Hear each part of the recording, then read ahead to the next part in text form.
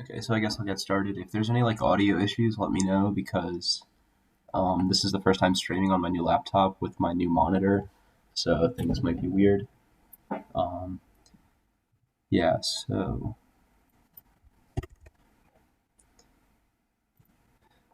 this is the 5-color Loam deck that I used for the format championships.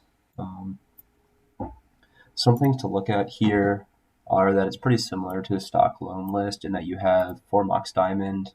This list is 27 lands, sometimes you play 26. These are all your mana producing lands. So you have Badlands, 2 Bayou, Forest, 3 Groves, Marsh Flats, Savannah, Scrubland, Taiga, Underground Sea, 4 Verdants, 1 Windswept Heath. Um, Typically you'd play 2 Windswept Heath, but in this list I'm playing a Marsh Flats because it can fetch your Underground Sea. We could play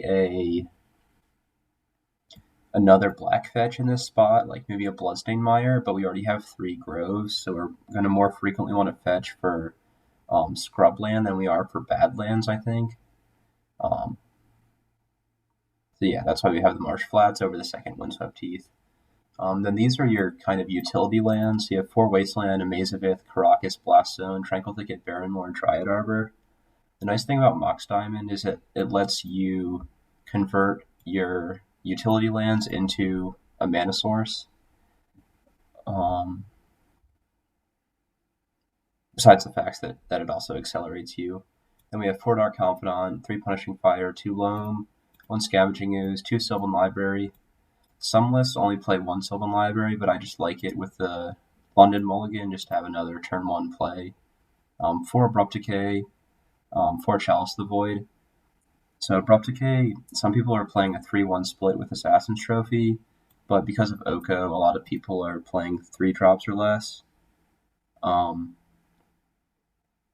So like cards like Jace, they used to be like 3 ofs and like Grixis Control and stuff like that, but now like the Thomas Marv check pile deck only really plays 1, Miracles only plays 2, so Abrupt Decay can usually hit more of the things that are relevant. We have 4 Knight, 2 Oko, 2 Liliana the Veil, and 1 Green Sun Zenith. Before I was playing 3 Liliana the Veil, but it's kind of outdated now and a lot worse in a lot of matchups. A few of the times I was playing leagues, I had a Liliana the Veil that I got to 5 or 6 loyalty and then still lost the game anyways because of stuff like Karn. But if you have Oko activating for maybe 3 or 4 turns, you're more likely to win the game than you would if you were activating Liliana. Going to the sideboard, we have 3 Thalia. We don't have any Gaddock Teague in the main deck, so we're kind of weak to Storm game 1, but usually the hands that we keep lose to Storm anyways, unless we have a turn 1 Chalice or turn 2 Chalice. So 3 Thalia is just insurance against Sneak and Show, Storm, other decks like that. You can also bring in 2 or 3 of them against Miracles and other like slow control decks. 4 Leyline is a hedge against Hogak graveyard decks. Hogak, Reanimator, Dredge, Manaless Dredge. Containment Priest is just an additional graveyard hate piece. It's good against Reanimator, Dredge, Manaless Dredge. The problem is that against Hogak, a lot of their cards, if you actually read it, if a non-token creature would enter the battlefield and it wasn't cast, exiled instead. So Gravecrawler is cast, and Hogak is cast, so Containment Priest doesn't stop either of them. And Bridge from Below also doesn't care about Containment Priest either. So Containment Priest only really stops Bloodghast from Hogak, and the 2/2 zombies trade in combat with Containment Priest, so it doesn't really line up well against them.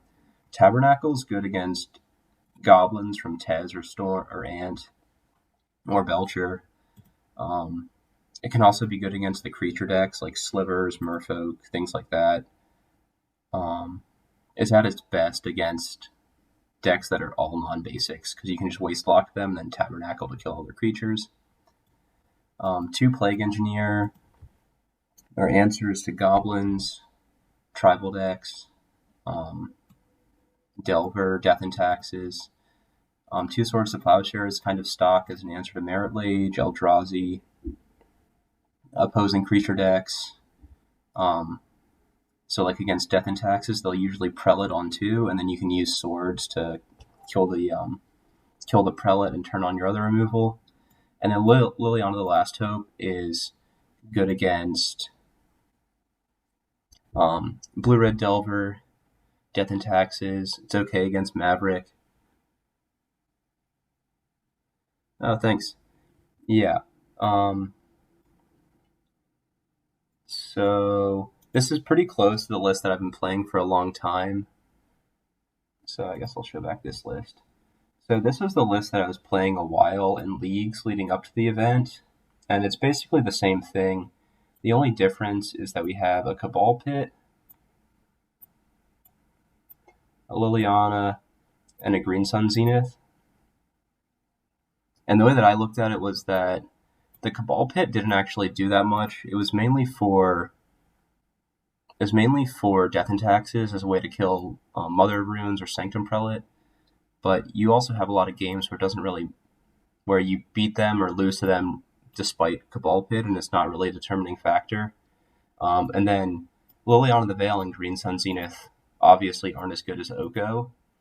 So then I just decided to try that out in the main deck of playing an Underground Sea instead of a Cabal Pit, and then just playing two Okos instead of Green Sun Zenith and Liliana of the Veil. In the sideboard, this was one that I think I used in some leagues. Scavenging Ooze was just another way to try to beat. What do you mean by going over sideboard tech? Like other potential options? Anyways, so Scavenging Ooze was another card just to try to beat Hogak, but I think in a lot of the leagues I didn't even play Hogak that much, so the second Scavenging Ooze didn't really matter. Vraska was mainly an attempt to have an additional answer for 3 mana Teferi or Oko. But of course, I ended up cutting these two for Containment Priest because I knew that there might be some sneak and show in the format championships or other graveyard decks trying to beat the blue decks. So in this list, I think this main deck 60 is pretty good in the current meta, and the sideboard, these two Containment Priest, I think you might. Yeah, so I think if you want to play Loam right now, that you should play. That some of these cards are pretty much non-negotiable. So I think these 12 of 2 Swords of Plowshares, 3 Thalia, Tabernacle, 2 Plague Engineer, and 4 Leyline. I think those are pretty much non-negotiable, and if you want to have the highest win percentage with the deck, you should probably play those. The third Thalia, you could probably make an argument for it being a Gaddock Teague so that your Green Sun Zenith is better in the main deck. Thalia is better against, Gaddock Teague is better against Storm sometimes in certain spots, but other times if you draw Gaddock Teague and then you draw Chalice, you lock yourself out of casting your Chalice because your Teague stops that, and then later they bounce your Teague, and then even though you potentially had 2 sources of interaction, you only have 1 before they go off, and then you lose anyways. But Thalia, you can still cast your Chalice through Thalia, even though it's taxed. So I guess these were like the cards that you probably should play. For a while, I was only playing 1 Containment Priest, but I think 2 really helps you against Sneak and Show, since most of them are cutting Omniscience for Daze and Simian Spirit Guide to be faster. And then a lot of Loam decks will play like a 3 or 4 drop random Trade Binder card. So they'll play like a Johnny Vengeant or Garruk Relentless. And in the current meta, with the current cards that exist, all of those are just worse than Oko by a lot. So I don't think you can really justify playing most of those for the Oko matchups. So our main deck is kind of already tuned for those Oko matchups, so I think we can have things for other matchups like small creature decks, which is why we have Lily on the last hope. I haven't tried Deafening Silence in this. I think I don't really know what you would cut in this list for it. Maybe you could cut a Thalia for it. But the issue is that Thalia just does so much against like Sneak and Show. They can just have 3 mana, go Show and Tell, Grizzlebrand, draw 14, and that's usually good enough to beat you through a Deafening Silence. Against Storm, turn 1 Deafening Silence, of course, is good, but if you already have a Chalice in play, then you can't cast the next Deafening Silence, and they're probably going to bounce your Chalice on your end step and then kill you the next turn. So there isn't really a window. So if you draw the Deafening Silence after Chalice is already in play, you don't have a window to play it. That's kind of what I was talking about with Gaddock Teague and Chalice as well, is that if you draw Gaddock Teague first, you have to play it so you don't die, and then if you draw Chalice second, then it's functionally a dead draw.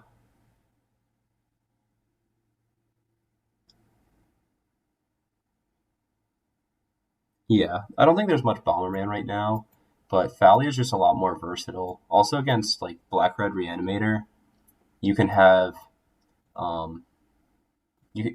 your plan is usually like have the ley line. They kill either the ley line wins the game for you, or they kill the ley line. If you have a Thalia, then they kill the ley line, but they're too slow, and then you have time to get like a knight or like Caracas online or something. But if you have something like Deafening Silence, that also dies to Reverent Silence, so it doesn't really do anything against them, I guess. And yeah, there's just a lot of decks besides Storm that can kill you. With casting one spell a turn. So I guess other considerations for the deck we had. I don't think I have an older list yet, but in the past I played a Tarmogoyf in the sideboard just as another threat to attack Ren and 6. In the current meta, I think stuff like that's really bad because a lot of the control decks have Oko plus Icefang Coatl, so they can basically get rid of all your creature's abilities and force it to only attack in combat, and then attacking in combat's really bad because of the 1/1 Death Touch. So I think in the sideboard, Tarmogoyf is a lot worse than it used to be, and we just don't really have much space if we have a focused sideboard like we do.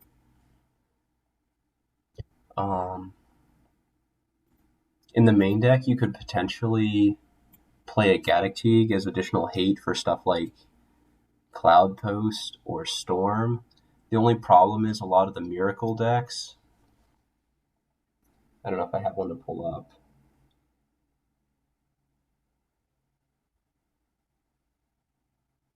A lot of the Miracles decks, they might have Terminus, but they can just Oko your Gaddock and then just Terminus it anyways. So trying to have creatures against the fair decks is really a liability, which is why we play our own Oko, because their answer to Oko is either Force of Willing it or Red Blast. And post-board, they might not bring in Red Blast against us because we have Chalice and we have tons of non-blue cards.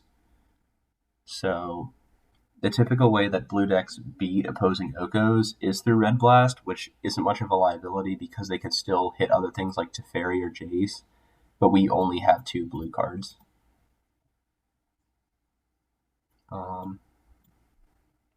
I guess going back to the sideboard, you could also play an Assassin's Trophy as another, or Vindicate or something like that, as another answer to little Planeswalkers, like the 3-drop Planeswalkers.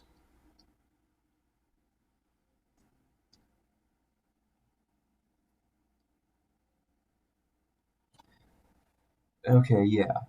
So Punishing Fire, I guess that is a point of contention. I guess maybe I will go over more fundamental things with the deck. So in general, you're a mid-range deck with prison elements. So basically Punishing Fire is 2 damage for a shock, or 2 mana for a shock, and whenever an opponent gains life, you may pay red. If you do, you return it to your hand. And then Grove says add a red or green, each opponent gains 1 life. So the typical play pattern is Punishing Fire something, get it back, and then do it again. So you can either ping your opponent or shock a Planeswalker or creature. So right now, I think the big decks are Blue-Red Delver, Death and Taxes, Blue Control, Hogak, Storm and Storm, maybe a little bit, maybe some Sneak and Show. So Punishing Fire, of course, is bad against all of those combo decks, but it's really good against Death and Taxes, and is still fine against Blue-Red Delver. A lot of them are going back to Young Pyromancer, which is pretty bad against Punishing. So Young Pyromancer and Delver are pretty bad against Punishing Fire. Dreadhorde Arcanist doesn't really care about Punishing Fire, but you have so many other things in your deck that are really good against Dreadhorde, like Chalice, Abrupt Decay, or the fact that it's a 1/3. They're not actually really pressuring with it. They're not really pressuring you with it. So with all that extra time, you can just overpower them with all of because your regular draw step is just so much more powerful than theirs because you have all these 2 and 3 drops, and they have 1-drops, 2-drops, and situational counter magic or lightning bolt or things like that, which you don't really care about when you have your top deck is like a 6/6 Knight of the Reliquary or an Oko or a Life from the Loam getting you back like a cycle land and a wasteland and a regular land or something. So your draw steps are just so much more powerful than theirs. So if you're going to play a list that didn't play Punishing Fire, I think the main issues you would have would be killing Young Pyromancer and Delver consistently, killing Mirren Crusader, and then the other small creatures from Death and Taxes. So if you cut these 3 Punishing Fires, I think what you could do would be have a better mana base overall, probably play a Cabal Pit. You could even play extra Planeswalkers. You'd probably want a second Green Sun Zenith because you can fit that in. You might play something like Leopold. You might be able to play more Okos. You might want a 5th 2-mana removal spell, like maybe an Assassin's Trophy. You might want a main deck Plague Engineer 2. Something like that. I personally think that the Punishing Fire engine is just so powerful against all the little creature decks, and it's still fine against Planeswalkers. So stuff like Ice Fang Coatl you can basically ignore, and then in the late game you can Punishing Fire it. Yeah. So in terms of play patterns with the deck, your best openers are always Mockstein and Starts because you can have 2 mana on turn 1. If you have something like a Dark Confidant, you can draw 2 cards for the entire game. If you have a Chalice of the Void, you can lock out a lot of your opponent's 1-drops. And then Sylvan Library also gives you more card selection. And there's some other synergies of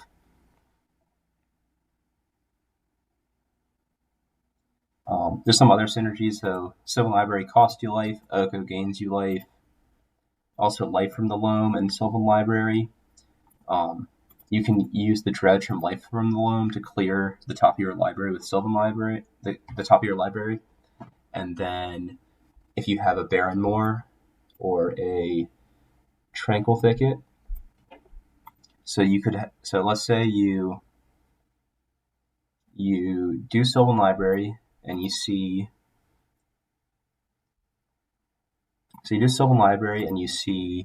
Abrupt Decay. You see Abrupt Decay, Windswept Teeth, Karakas, and you're just playing against some blue control deck or something. You obviously want the Abrupt Decay, but then you have Windswept Teeth and Karakas. So for your draw step, you can draw Abrupt Decay, you can dredge these 2 in the following draw step, you mill a random card, and then you see 3 fresh new cards. You might have to pay life to do that, but against a lot of the control decks, they don't pressure you much. So let's... so this question is, Dryad Arbor is somehow something you would not play to the Wrenn and 6 meta. In this list, you have 5 green fetches and only Green Sun Zenith. How's it been? Yeah, so against Wrenn and 6, Dryad Arbor I felt was pretty bad.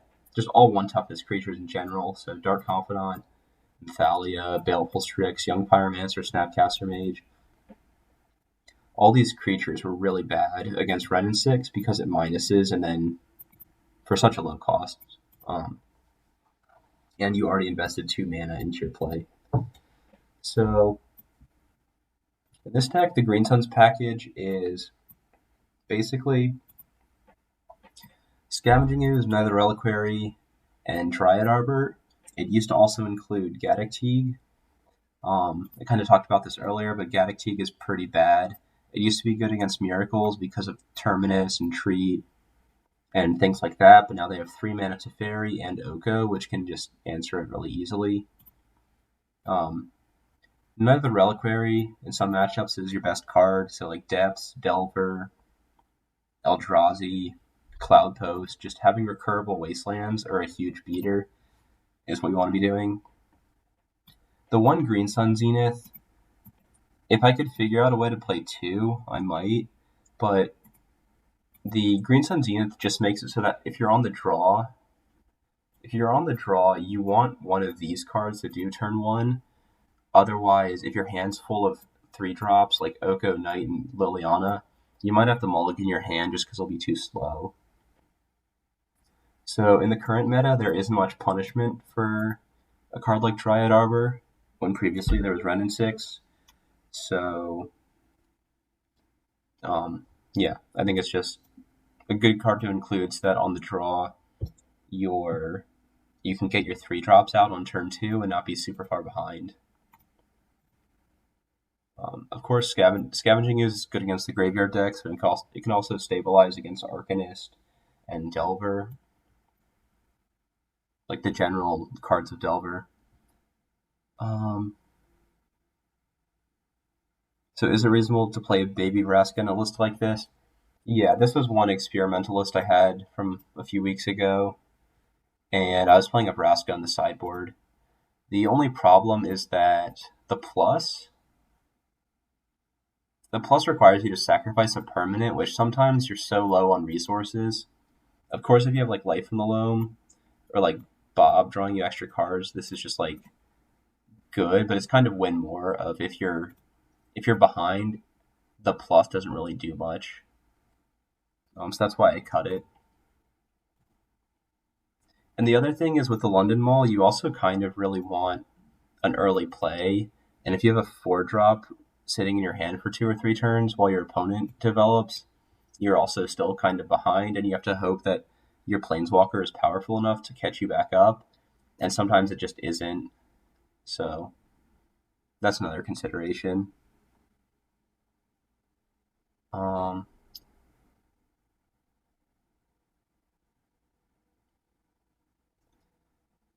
So I guess other tricks with the deck. So in terms of utility lands, Blaststone is really good against Delver. If you have an active Knight and your opponent has a Delver, you can just fetch Blaststone, 3 mana, sacrifice it, and just kill all their Delvers. Maze of Ith. So you have a step after damage is dealt where you could untap your Knight after damage has already occurred, and then you can activate Knight again. There's a game here where I do that with Scavenging Ooze to give it vigilance. Also, you can just randomly fetch Dryad Arbor to trade with something like a Young Pyromancer, or if your opponent has the Monarchy, maybe you can randomly steal it from them.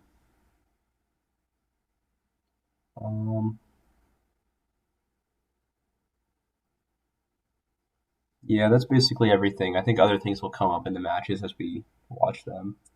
Any questions or anything? Is the audio quality good too?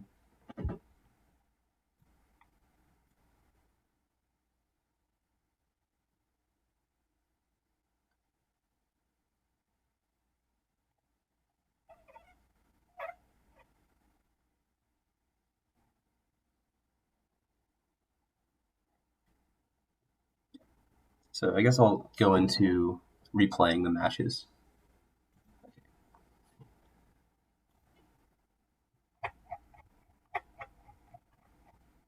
Okay. So this was the Format Championships on the 5th, which was last weekend.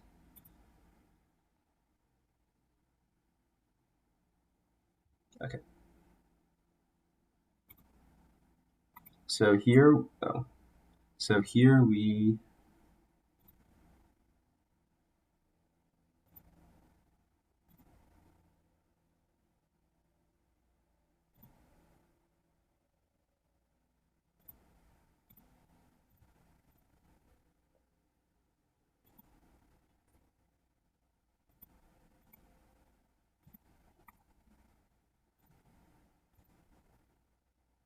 trying to get it to bring up the chat log.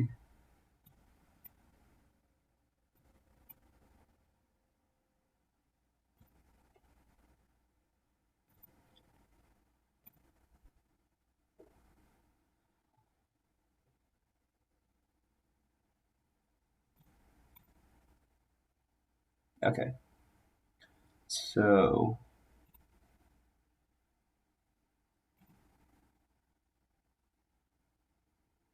yeah. So this game, I'm pretty sure we are on the draw, maybe on the play. Either way, this hand is a keep. We have a Mox Diamond, we have 3 lands. We have Punishing Fire and Grove. We have a removal spell, and we have a creature. To queue for the event, he or she was playing, I think, like a Junk Maverick Mox Diamond pile. So I don't really know what they're playing. They also play a blue-black Omni Show, or they used to. So we were on the play. So this hand, just play Mox, discard Verdant, or discard Badlands, play Verdant, get a basic forest in case they have like Bloodmoon or something. This does cut us off from playing a Liliana the Veil, but we have so many more draw steps and we're not guaranteed to even draw that card. So they go turn 1 Snowcovered Island, pass, we play Grove.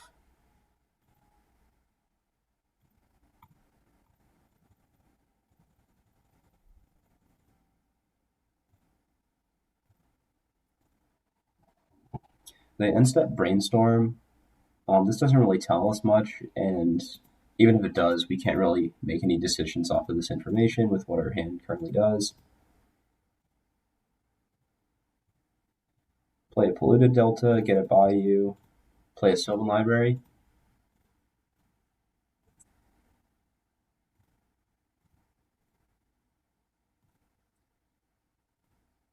So here I Punishing Fire them because this is a 3-mana play, and it lets us use we only have our Grove untapped once each turn. You might think that Abrupt Decaying this turn is better, but this lets us get another activation in with Grove. So we Punishing Fire them, get it back. We have to kill their library to avoid them drawing extra cards. Attack them with Scavenging Ooze.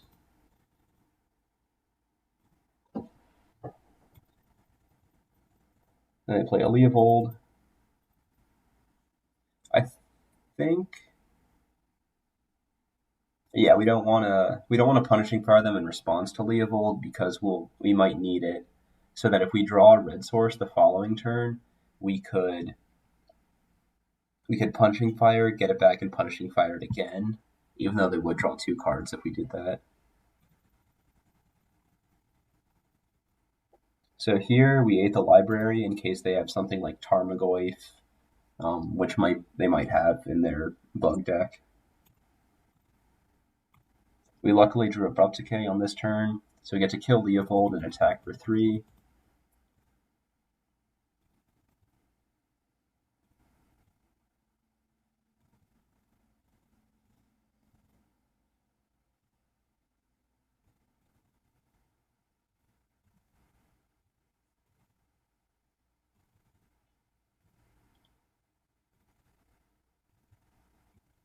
They have a Green Sun Zenith for 2, which gets Codal. And then we're able to Punishing Fire the Codal. Eat the Codal, attack for 4.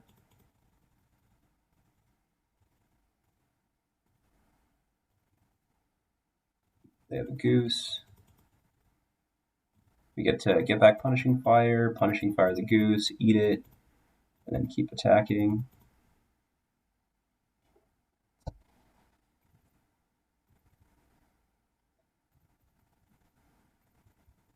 This turn we can attack safely because there's no fear of Icefang Codal. And then we just play Knight.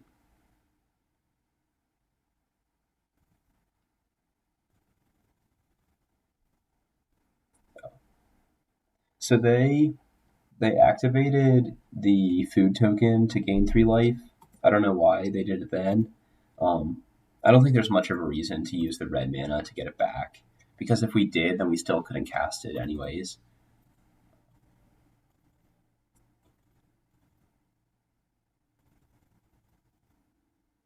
Yeah, so they cast Astrolabe, draw a card, and concede. So this deck is the Bug Zenith Oko, I think is what a lot of people are calling it. It doesn't actually play much removal. I think it only has like 2 Fatal Push and 2 Abrupt Decay.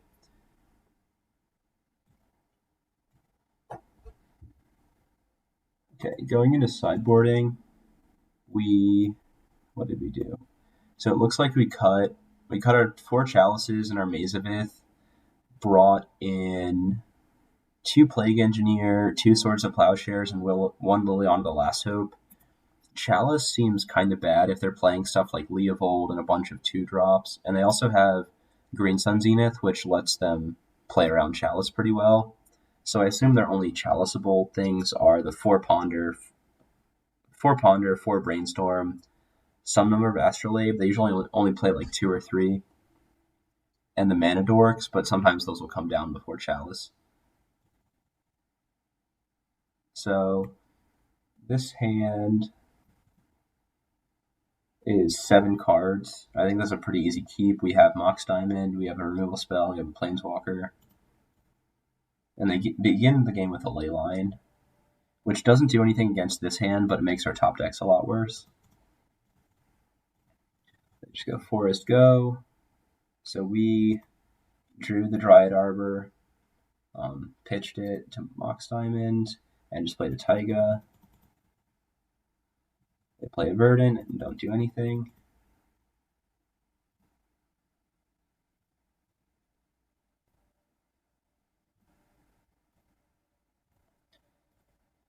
So this turn, we have the option of either playing Liliana the Veil or playing Green Sun Zenith.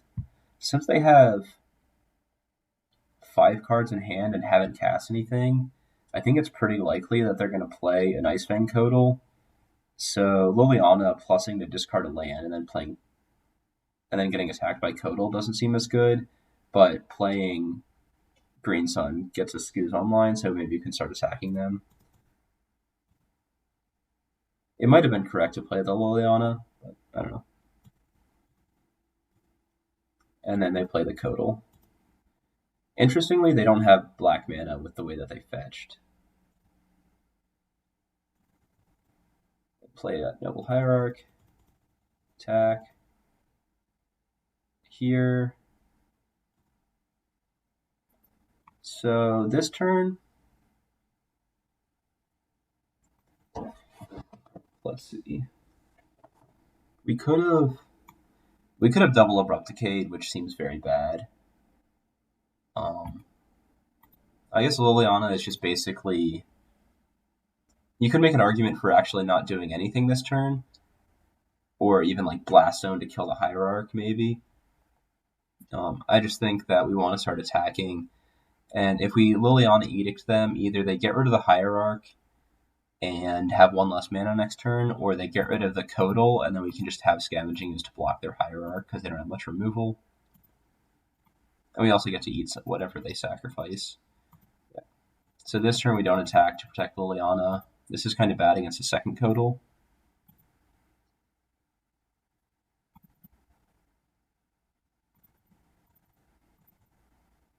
And here they have Courser. They fetch to see another card.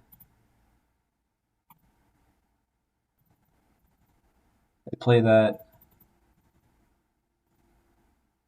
And then I think we eat the Icefang.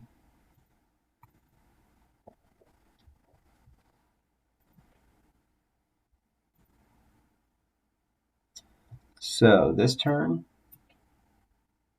I think we want to... I think if I was playing this turn again, with them having 4 cards in hand, Leovold on top,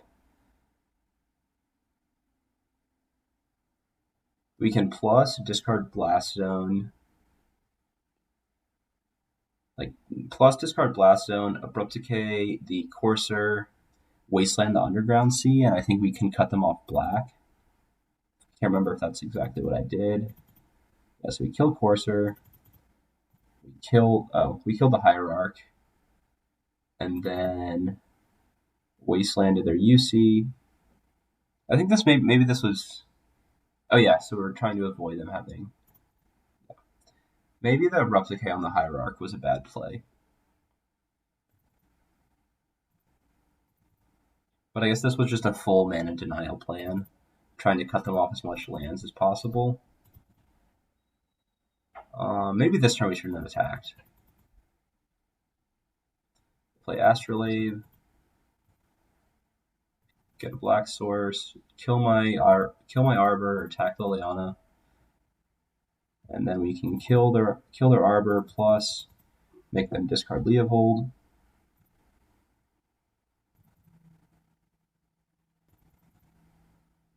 And then they have Oko, which kills our Liliana. Play a Plague Engineer to just try to start pressuring Oko. And then they have Leovold, and here it's like a really rough spot to come back from. Yeah, so Knight won't do anything against Leyline and Oko, so I just concede. In terms of things we could have done differently, we could have maybe held the Abrupt Decay for a better target, like Oko, but the only problem was that we had Liliana, so we wanted to empty out the hands anyways to get value off of our opponents, making our opponent discard. So if our own Liliana was an Oko, maybe we would have kept the Abrupt Decay in hand and then save that Abrupt Decay for a better target, but the play patterns that Liliana kind of forced us to play into made our Abrupt Decay hit a Noble Hierarch instead of an Oko. So that's like an example where Liliana would have been was a lot worse than Oko.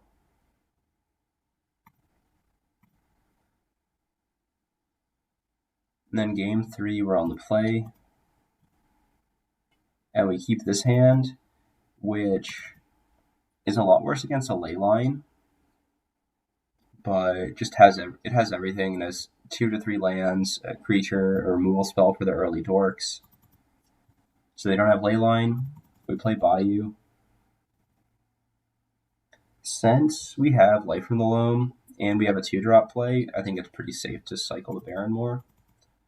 So they lead with Green Suns for 0. Cycle Baron more, draw a card. And then here it's just pretty easy to just kill Punching Fire the Dryad Arbor. They force a will it, pitching Oko, which ends up being a very heads-up play from them, and I think part of the reason that they won this game. So this turn they Brainstorm, they have Wasteland, and they Wasteland our Grove, and then I think they play a Hierarch. Or they play a Goose.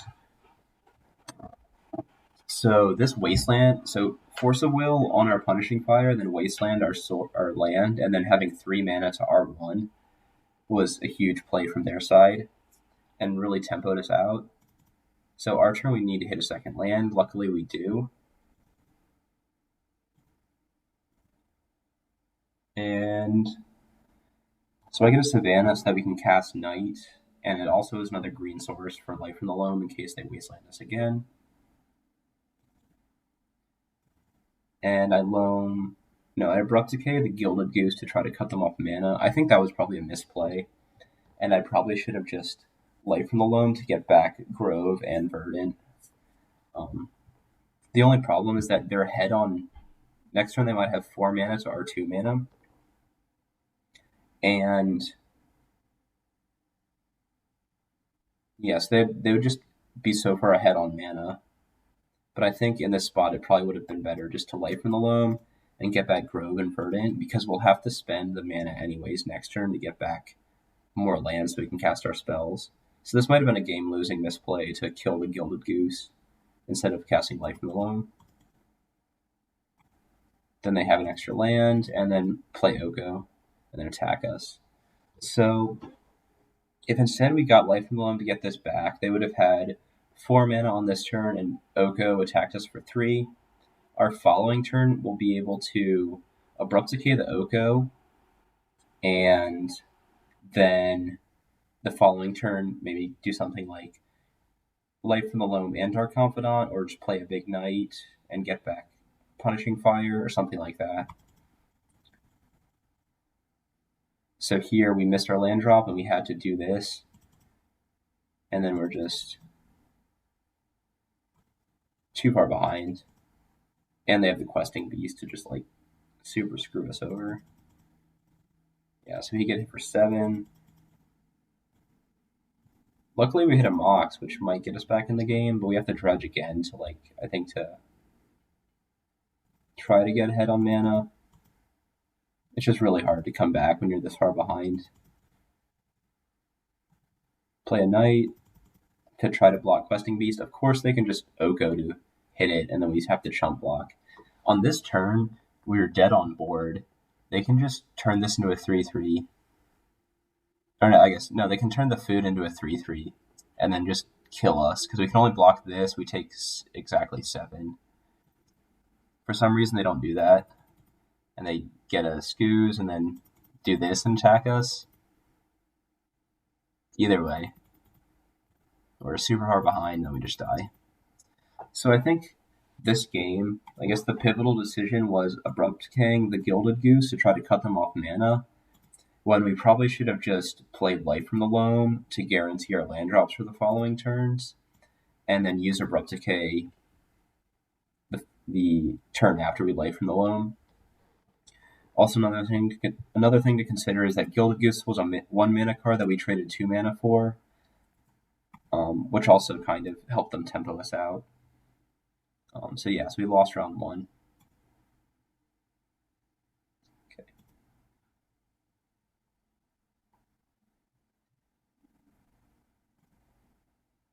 So round 2, we are on the draw against Manaman Van Turk, who qualified playing Blue-Red Delver, I think, so we can assume that they're on Delver. So on the draw, I think we're on the draw. This hand,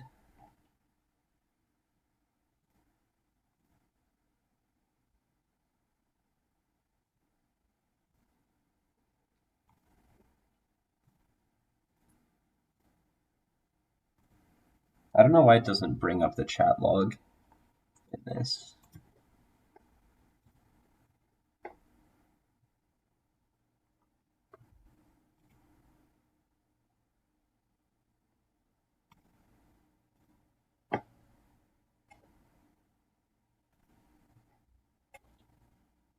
Oh, sorry, 1 second. So I think we're on the draw, and against Delver, this hand, of course we don't have black mana, but we have Tranquil Thicket, 2 other lands. We have Punishing Fire. I think this is good enough to keep, because we have 2 draws for a black source in our deck that has...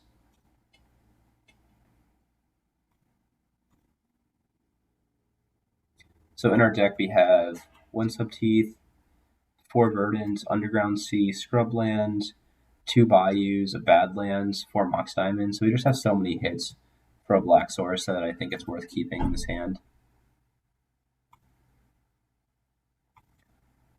Yeah, so they're on the play. They don't do anything turn 1. We play Taiga.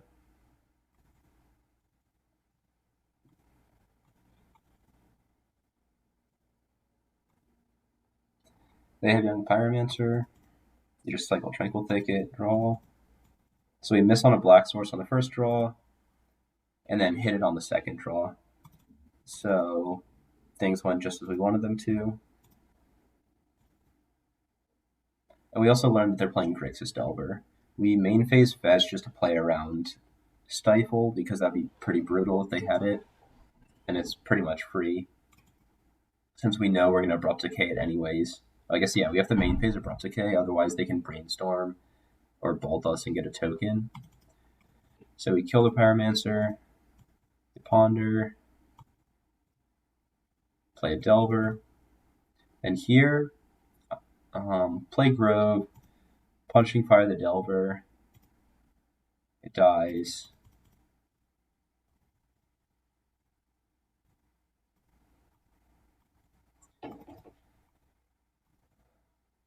Preordain. They waste our Grove. We get back the Punishing Fire. Brainstorm for some reason.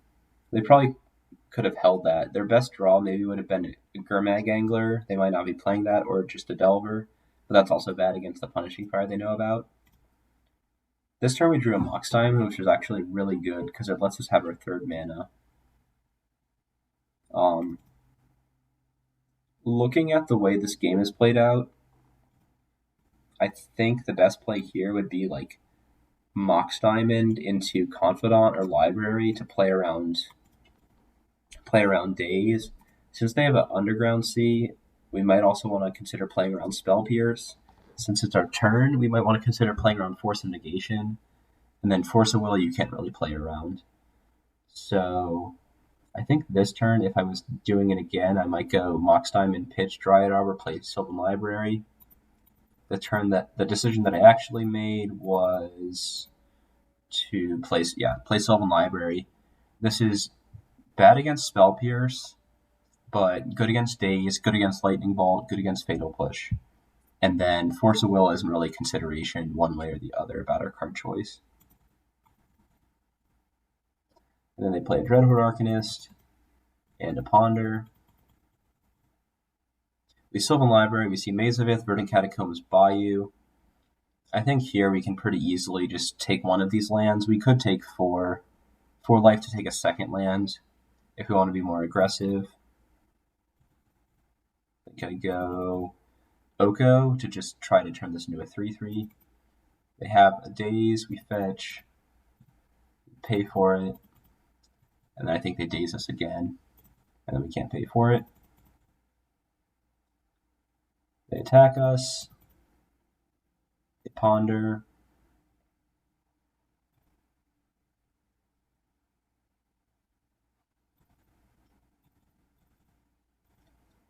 and then they have a second Dreadhorde Arcanist. So in this spot, they actually, despite us having basically everything, they are able to stay in the game because of Dreadhorde Arcanist. So we see Scrubland,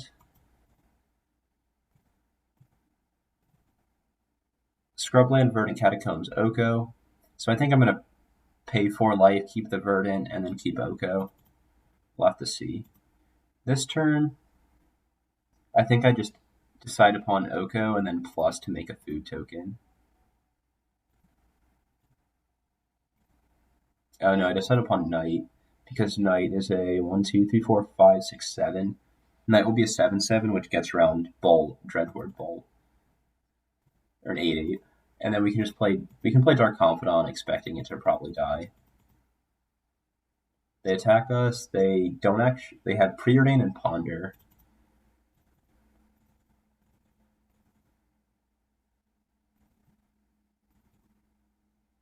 Then they Brazen Bar or bounce our Knight. We can't do anything with Bob. And then they Fatal Push our Bob. See an Abrupt Decay.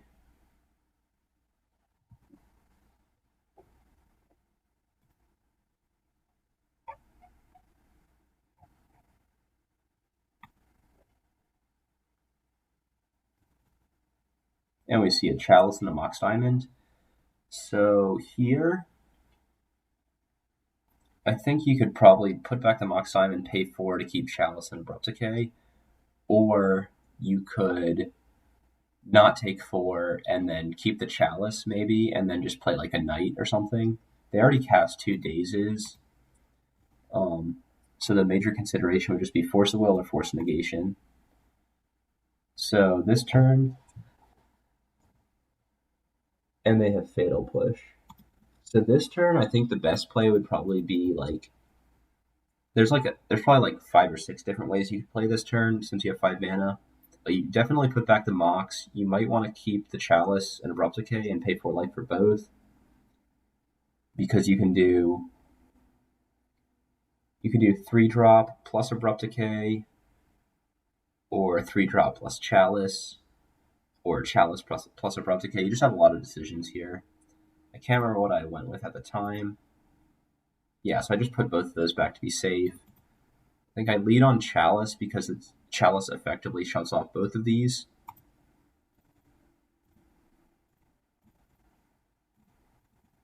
They Force a Will it, pitching Delver of Secrets, which doesn't do anything because of Punishing Fire. And then I play Oko because they already have Fatal Push. So Knight doesn't do anything if they have a fetch land or a wasteland or anything. We just play Oko, make a food. We could have played around Daze, but they already cast 2 Dazes, and I think it's worth it just to use our mana more efficiently. This turn, Preordain. And then they attack both at Oko, which might be a misplay from their part. Just because Oko's at 6 loyalty, so this play effectively gains us 5 life. They Preordain, they Brainstorm, they Thoughtseize us.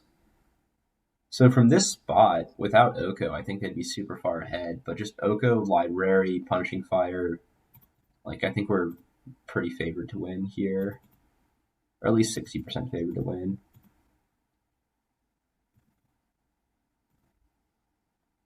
So we have Mox Diamond, Dark Confidant, Abrupt Decay, and we have 5 mana. The things that we can do with our mana this turn are Punching Fire, Decay, or gain 3 life off this.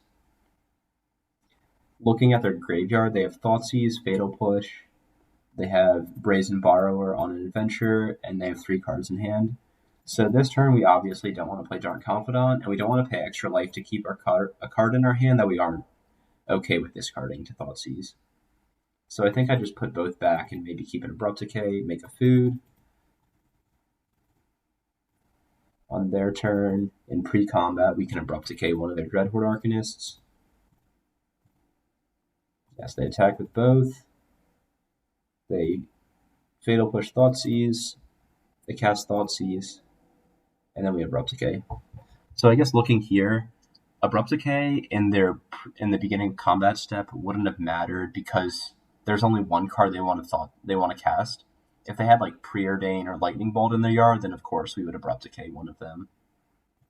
So we Abrupt Decay in response to Thoughtseize. They take our Punishing Fire. It's not worth casting it because we already have stuff to do with our mana with the food. And he attacks Oko again. So he's attacked Oko for 3 points of damage.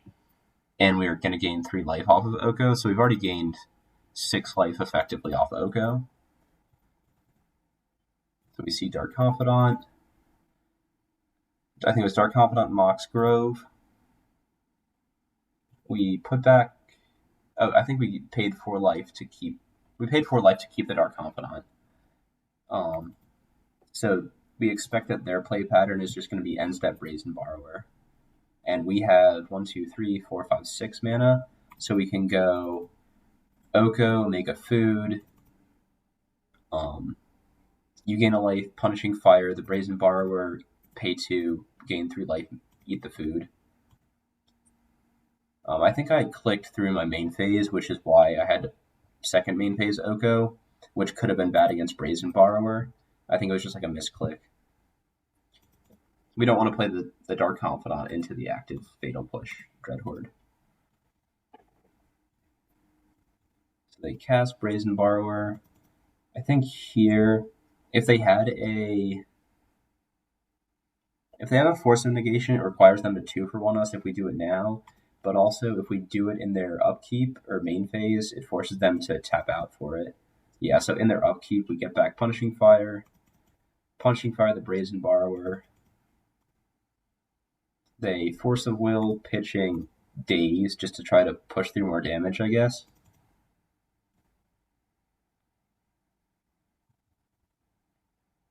Play a land.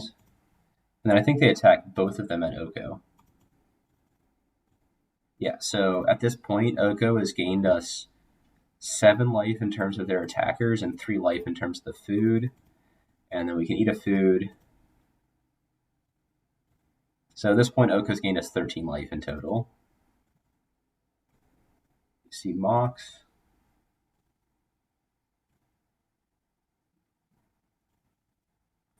Mox, Badlands, Abrupt Decay. The other two don't really do anything, but Abrupt Decay is fine.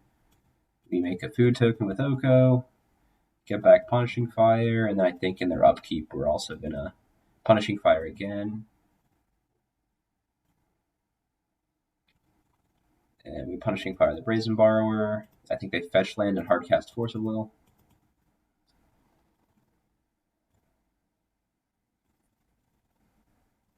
Here.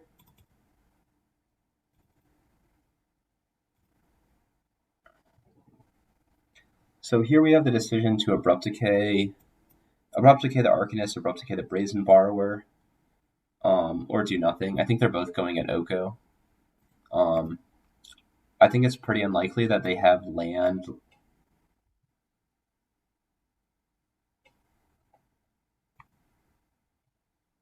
I think it's pretty unlikely that they would have something like land Lightning Bolt on Oko. So I think here I just let Oko go to 1.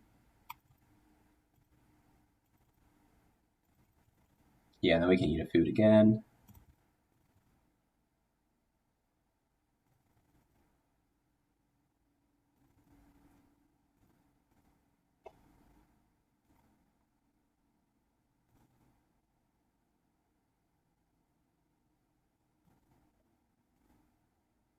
So we see Badlands, Liliana, Mox Diamond. I think here we can just probably take the Badlands. You could probably pay 4 life and still be fine anyways. We have 1, 2, 3, 4, 5, 6, 7. 2, 3, or 6 mana. And the things we want to do with our mana might be like gain a life, punishing fire, and abrupt decay, which we can effectively do. But if we keep the Badlands, we can eat a food as well. So I think you could pay 4 to keep 2 cards, but if you don't, I don't think that's much of a misplay. Yeah, so I just played it kind of safe, only kept the Badlands. Made another food. Got back punishing fire, hit the Brazen Borrower.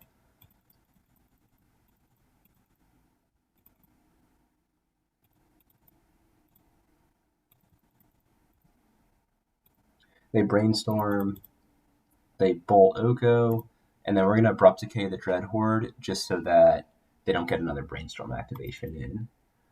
So finally they kill Oko after I think it's gained us close to maybe 20 life. So it was 3 mana initial investment. 3 mana initial investment plus 2 mana for several turns. And we gained like 20 life for that.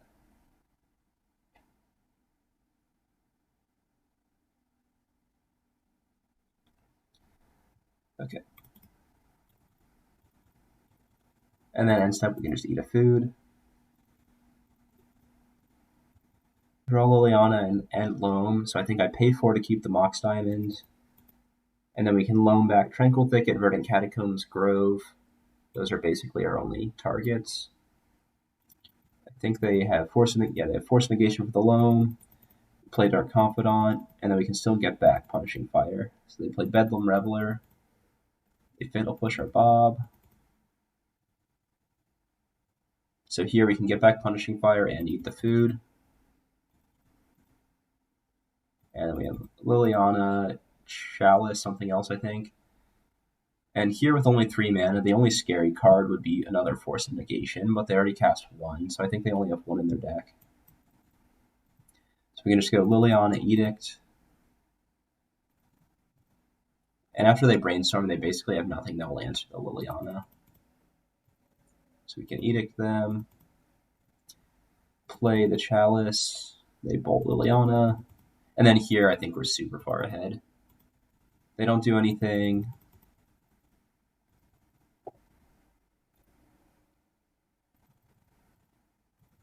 I have so many stops. Makes it kind of hard. Yeah, so we see a second Liliana. And also Magic Online is kind of slow. So we see Marsh Flats, Mox Diamond, Liliana. Play Liliana. Plus discard Punishing Fire. This is another synergy in the deck. You have Liliana, Punishing Fire, and Grove, which gets you a free card every turn. There is also the Life from the Loam to get back 3 cards, and then Liliana Plus.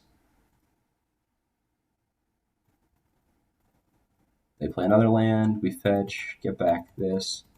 This game's basically over. We just keep plussing Liliana. We have Sylvan Library and a bunch of life. Find a Knight. They bounce our Chalice. We can just replay it though and then Punishing Fire them. Punishing Fire their Brazen Borrower.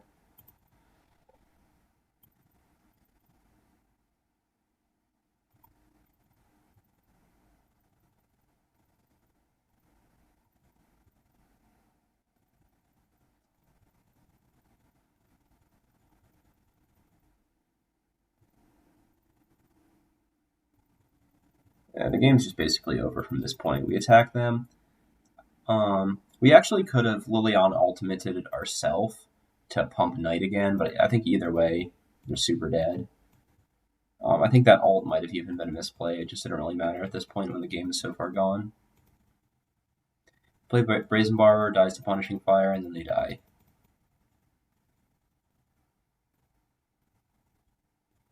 Yeah. So I think this game was probably 20 turns or so. It was very long. We whack them again, and then they're dead.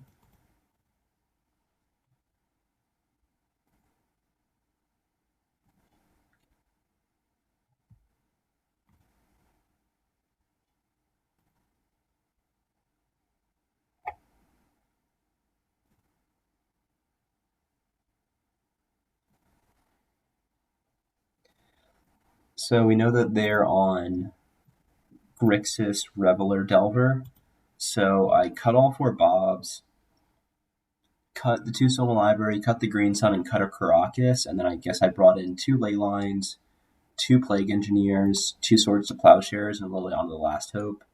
Dark Confidant, especially on the draw, is kind of a liability because our life total is under pressure and they might just bolt it. Sylvan Library, especially on the draw. We just have so many powerful cards anyways that we don't need much selection. And then the Green Sun's Caracas.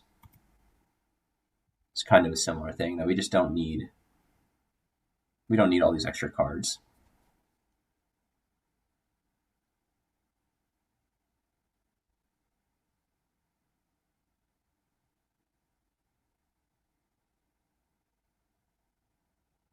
Okay.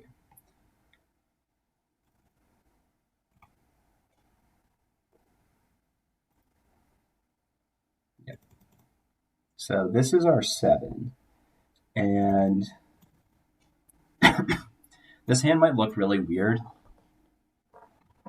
But if we look what we have in this hand, we have a Wasteland, Tranquil Thicket, Maze of Ith, a removal spell, and a Ley Line. If we start the game off with a Ley Line, we cut off Dreadhorde Arcanist, we cut off Bedlam Reveler, and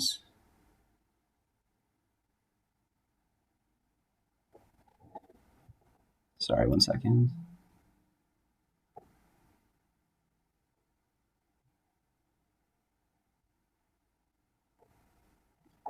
So if we keep this hand, we cut off Bedlam Reveler and Dreadhorde Arcanist. We have 1 mana producing land, but we're also on the draw. And we have a Wasteland, which can kind of cycle their first play of the game. If we draw any fetch land, we can kill their first play. With the Tranquil Thicket, if we draw any fetch land, we can Abrupt Decay their second play. So I think this hand is actually pretty reasonable to keep despite how wonky it looks.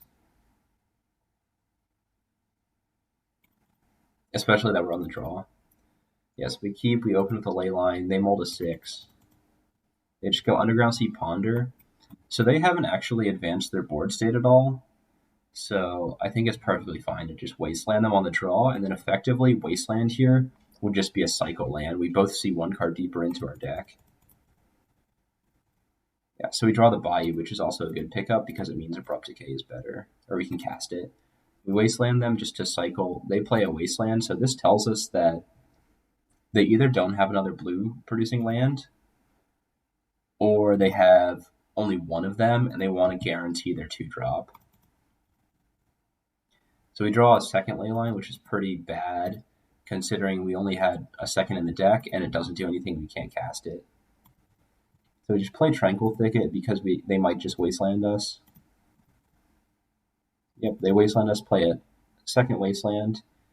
Here we just play Underground Sea because it's effectively a swamp, and Bayou lets us cast Abrupt Decay. So we just play Underground Sea. They Wasteland us again, and then they miss their land drop. So here we can just play Bayou. They miss their land drop. Play Maze of Ith. We miss our land drop. They keep missing land drops. I think that, yeah, they end up discarding. And then we just hit Verdant Catacombs.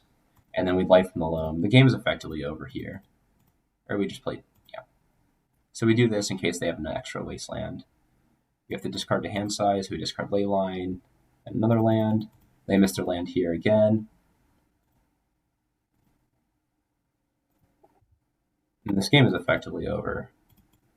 We play a Chalice. If we have their three or 4 threats answered, so we're super far ahead. Yeah, and that's basically that.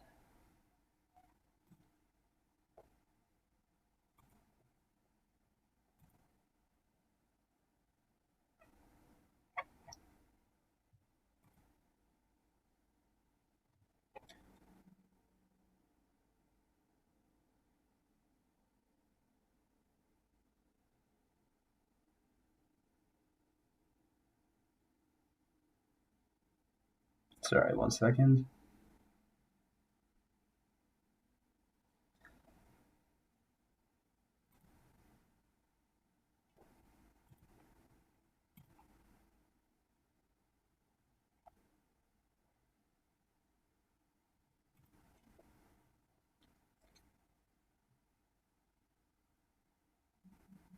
Okay, so this is match 3 against Fish Duggery, who we know plays Delver. I guess let's skip through this.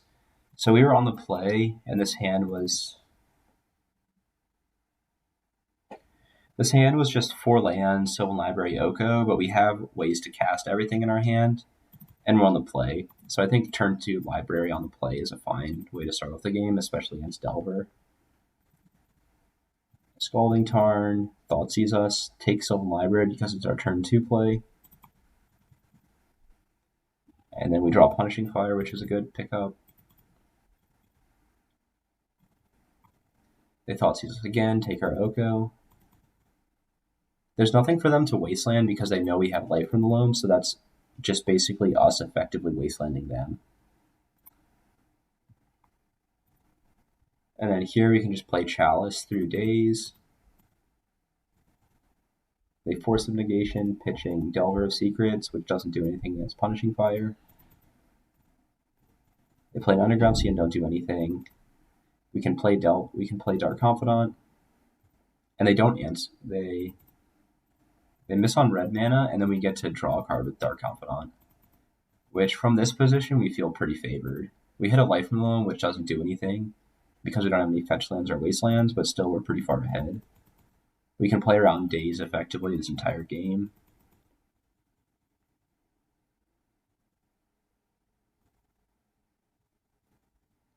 They ponder again.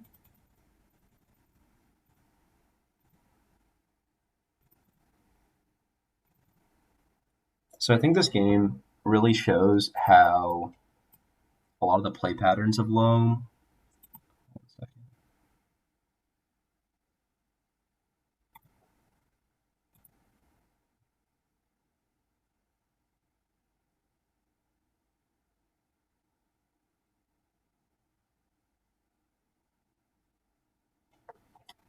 Did I disconnect somewhere in there?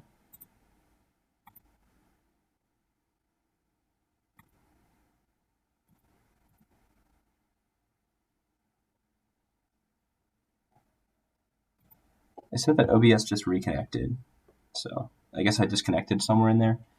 So this just shows that Loam really just plays the battlefield, and stuff like Thoughtseize, if it's backed up with pressure, can be good, but Thoughtseize basically didn't do much for them. They just didn't have any pressure to back it up. They didn't have red mana to enter Dark Confidant, so they just couldn't really do anything. And we're also able to play to the board to actually press our advantage, where a control deck might not be able to, like a blue control deck. You can play Liliana here, plus discard a life from the Loam, fetch with Windswept Teeth, get it back. And then here, I think the game is effectively over because we have all their little creatures answered, all their big creatures answered. They finally get red mana, they kill our Bob, but still we have life from the Loam, and we have 3 Groves and a bunch of red sources. You can fetch. I don't know why I got Dryad Arbor here. Might have been just to start clocking them.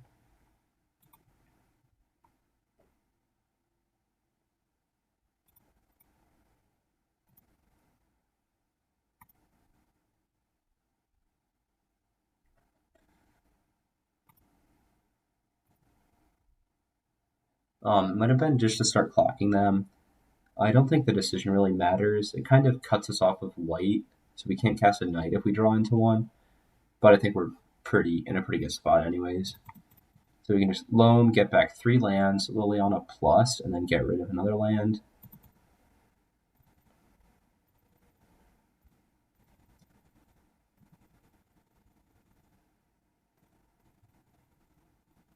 So they have the Bedlam Reveler, so we're confirmed that they're the same. They're the same version as the previous opponent. And then they concede anyways, because the 3 cards in their hand and Liliana edicting them and then Punishing Fire loop is too much for them to overcome.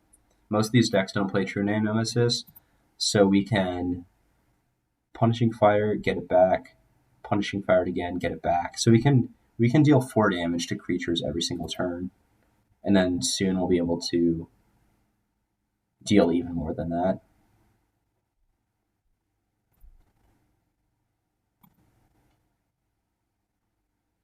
Okay, so we're on the draw. In terms of sideboarding, I think we did the same thing as the previous match. I guess here we brought in a 3rd ley line. We brought in 3 ley lines and didn't bring in Tabernacle. I can't remember why I made that decision. So this hand, we are on the draw, but we have turn 1 Chalice or turn 1 Abrupt Decay. This hand just has everything. We have a removal spell, we have mana denial, we have a way to lock them out if they're 1-drops, and we have a win condition and additional removal spell. So they go Delver. So our turn, with this being our hand, I think what I ended up deciding to do was just jamming the Chalice. But I think there could be an argument for just going for Abrupt Decay. I think that they probably have more cantrips though, so the earlier you get down Chalice, the more it cuts off. Of course, if they answer it with a Daze, that's probably the worst case scenario. But I think it's worth the risk reward to just jam Chalice. We discard Savannah because it doesn't cast Liliana. I think we get a Bayou, then just jam Chalice. Also, if they Daze, it means they can't play a 2-drop on their turn. So Chalice resolves, which either means they have a Brazen Borrower or they have no answer to it. They play Mystic Sanctuary, which tells us their mana is really bad. And then here we just Wasteland their good mana source, and we can Abrupt Decay their Delver, and then I think they're pretty far behind from here. They don't have anything, and we just play another Wasteland, and we have all these 3-drops, and then you just concede the match.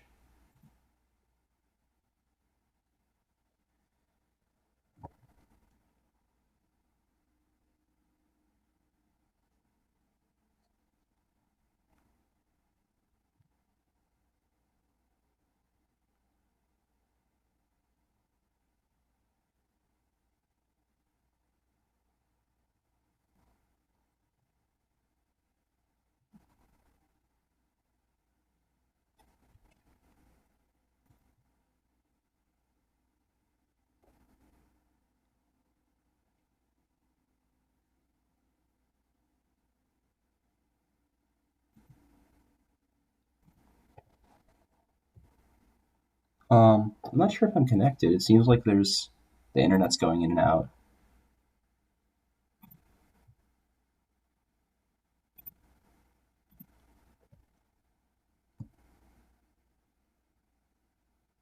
Okay. So this was match 3. We lost round 1, and we're currently 2-1.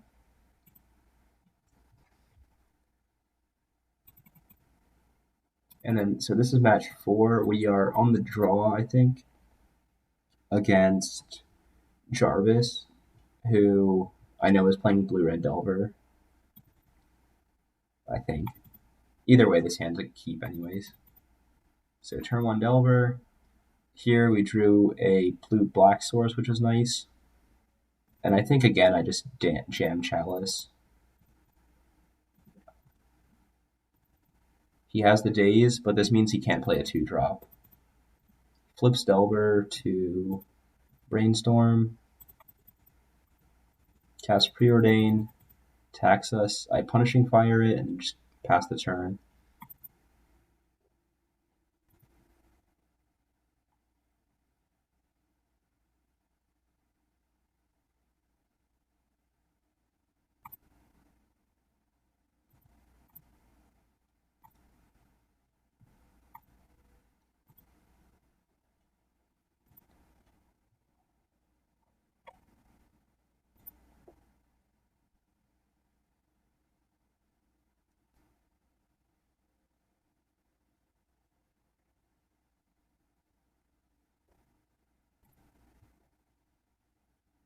Um,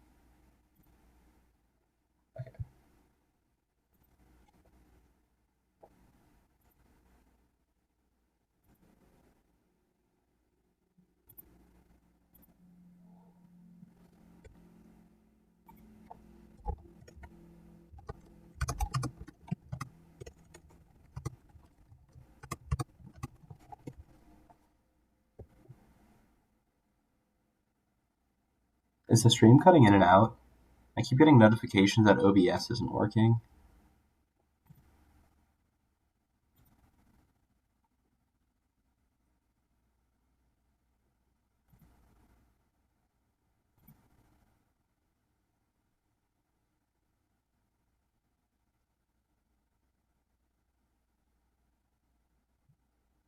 Okay.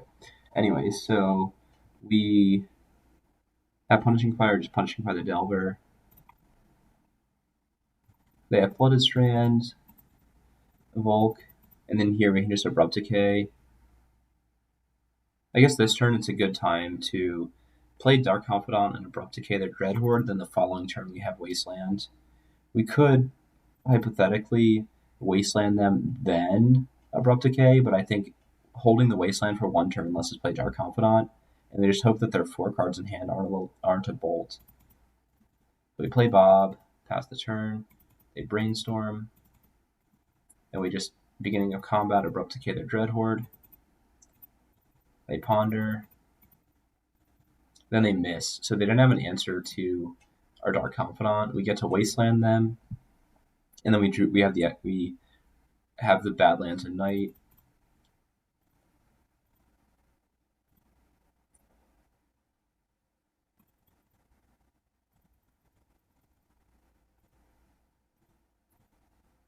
And here we have the decision of playing Knight or playing Liliana.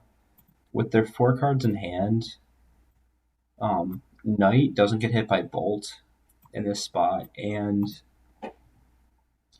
Knight has Summoning Sickness, but Liliana can be activated the turn that we play it. If we played Liliana, we would have to plus it to play around Bolt, and then we would discard Knight, so it makes no sense to not play Knight first.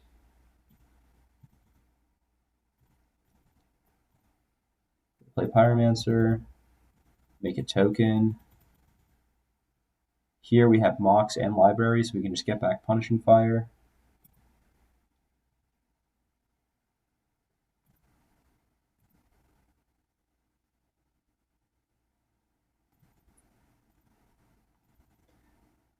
We could wait till their turn to Punishing Fire it, but if they have Force of Negation, it's bad either way. Just Punishing Fire the Delver, they Force of Will, pitching Spell Snare. And then we just jam Library because our mana is going to be eaten up by Punishing Fire. Here I think we just trade to save life. We hit Forest. We see Knight, Abrupt Decay Forest. We just keep the Forest. Get back Punishing Fire. Punishing Fire the Delver because the Knight covers the Young Pyromancer.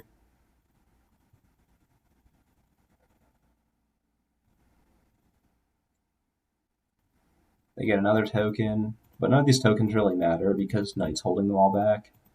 Ponder again. And then we get to get back Punishing Fire again and Punishing Fire the Pyromancer.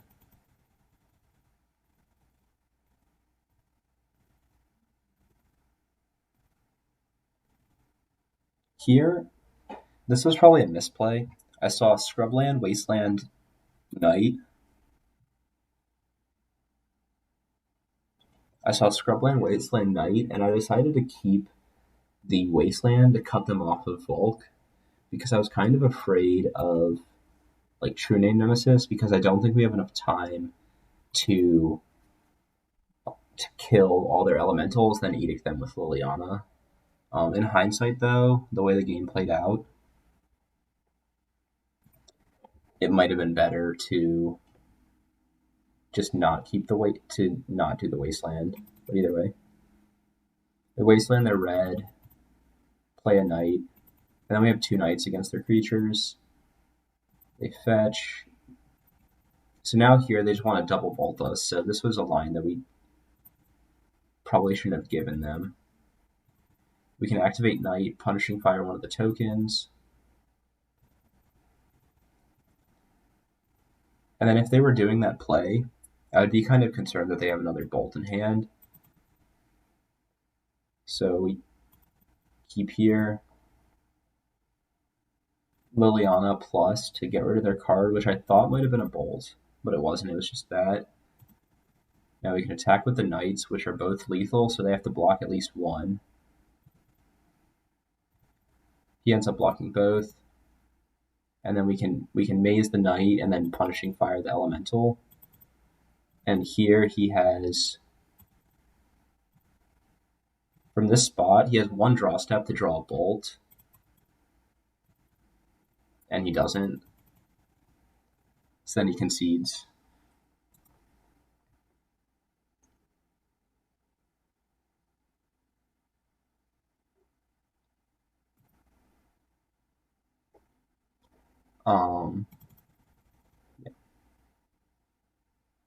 I think giving him that out is probably a misplay from our part, but the reason I kept 4 was to keep Wasteland and not have to activate Knight to get Wasteland that turn, which cut him off 3 mana for True Name.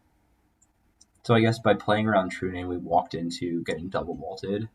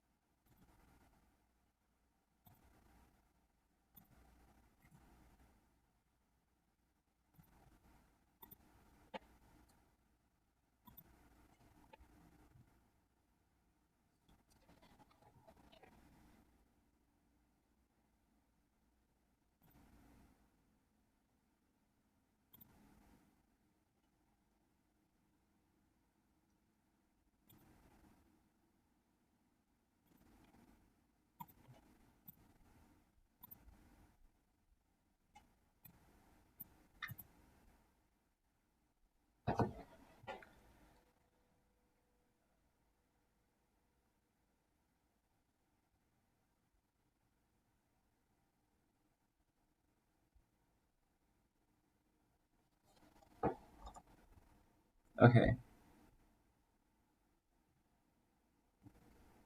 I think we're still live. Okay. So this is game 2. The way that I sideboarded here, I cut the Bobs, I cut a Loam, and I cut the Wasteland because they're usually able to play around Wasteland pretty well with their basics. So having the Wasteland just be a colorless mana source wasn't that good, and also Life from the Loam isn't as good if Wasteland Lock isn't as good. You could also consider bringing in Thalia. I think it's a lot worse on the draw than on the play against Blue Red Delver.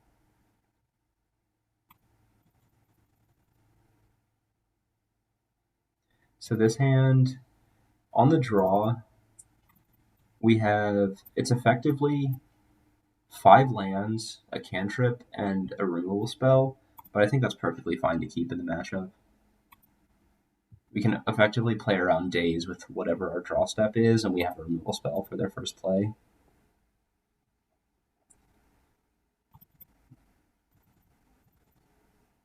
They ponder, which is very good for us because it means they don't have a threat yet. We draw another land, which was kind of bad. And their play is an Arcanist, so here we can fetch, cycle Tranquil Thicket to see 1 card deeper. We hit another land, which was kind of a bad draw for us, but we hit a Punishing Fire, so now we have Grove plus Punishing Fire. Play a land. This Forest might actually be an incorrect play, and Scrubland or Underground Sea might be better. But this does kind of insulate us against Wasteland because it means that we'll have a guaranteed green source, and we can protect our white and our blue sources. So he has the Wasteland, he Wastelands our Bayou, and we get to decay the Dreadhorde. And then he has another Dreadhorde. But here we have Chalice, which effectively negates the Dreadhorde. And he doesn't have a Daze or an answer for that. He does there. He gets to cast a Ponder.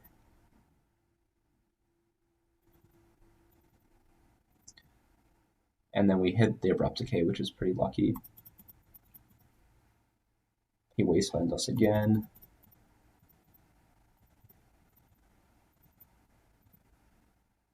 And then here in beginning of combat, we're going to Abrupt Decay the Dreadhorde. And then we're going to main phase Punishing Fire the Pyromancer. He dazes just to get a token.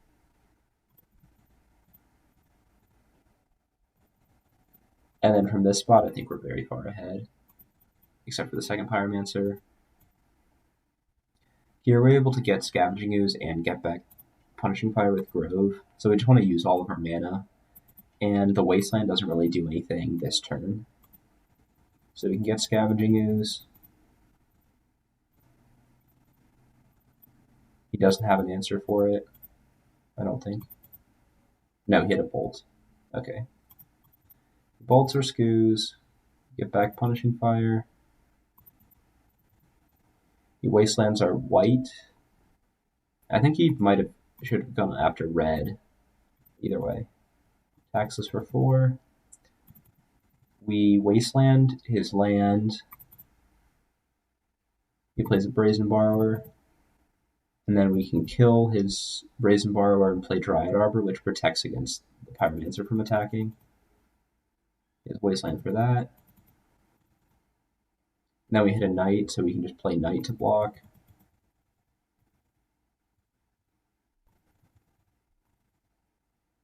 And then we hit Punishing Fire, so now we can just... I think we can effectively... Actually here... No. Yeah, this was correct, because we can just hit him for 11, Punishing Fire one of these, and then we still don't lose to Bolt. Punishing Fire a token. We Abrupt Decay the other one just to push through damage, and then the game's over. So at this point we are 3-1. We lost the first round, and then we haven't dropped a game since.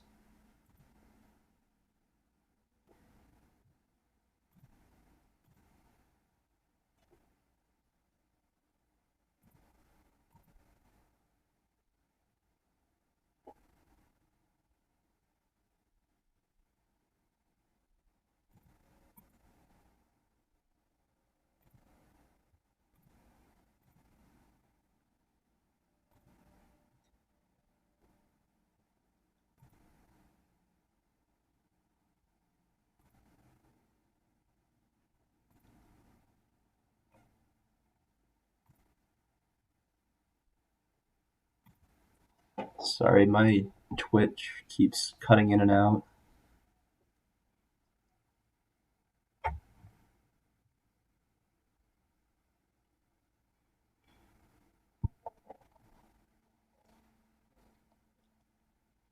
And it keeps saying there's a network error.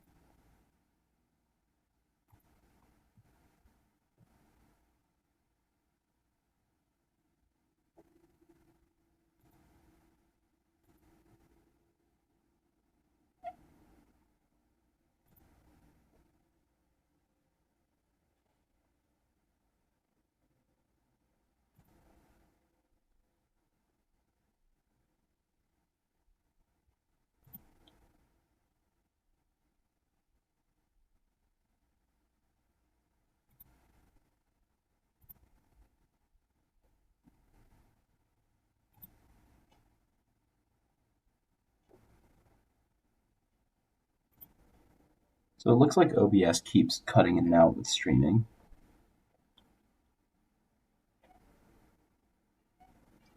I guess I'll stop the stream here and just keep recording.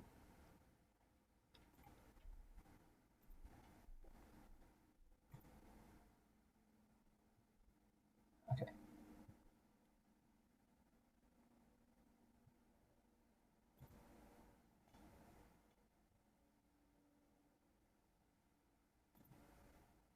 Okay. But we're still recording, so I guess we'll go to round 5. This we're playing in Smite on. We don't know what they're playing, but we're on the play. This hand is fine. We have removal spells. We have a cantrip for turn 1. We have a removal spell. We have Chalice. We have Mana Denial. So we just lead with Marsh Flats with the expectation of Barren Mooring. Once Upon a Time for Snow-Covered Forest. We have a Mox Diamond. Discard Thespian Stage, Inquisition Us. Get rid of Abrupt Decay. And then play Reclaimer.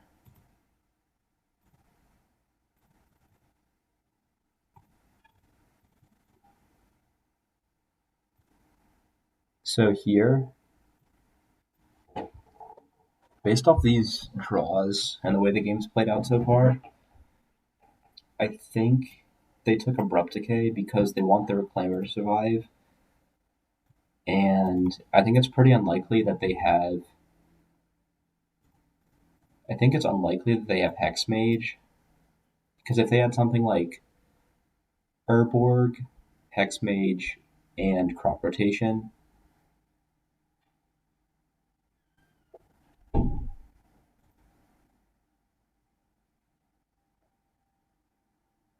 I guess I'm going to try the stream again.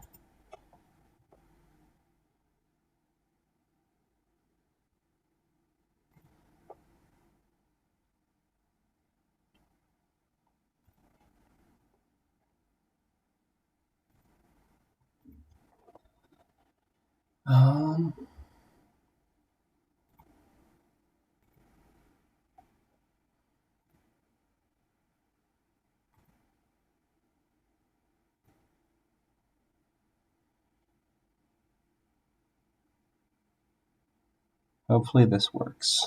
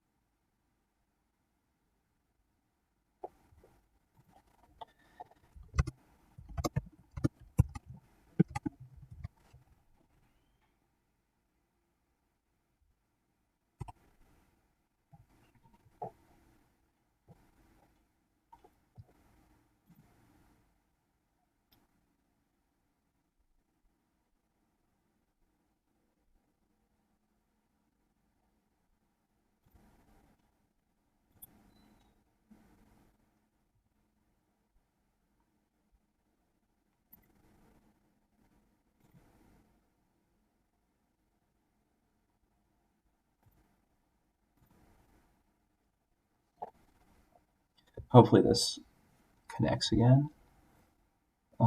It keeps saying there's an error.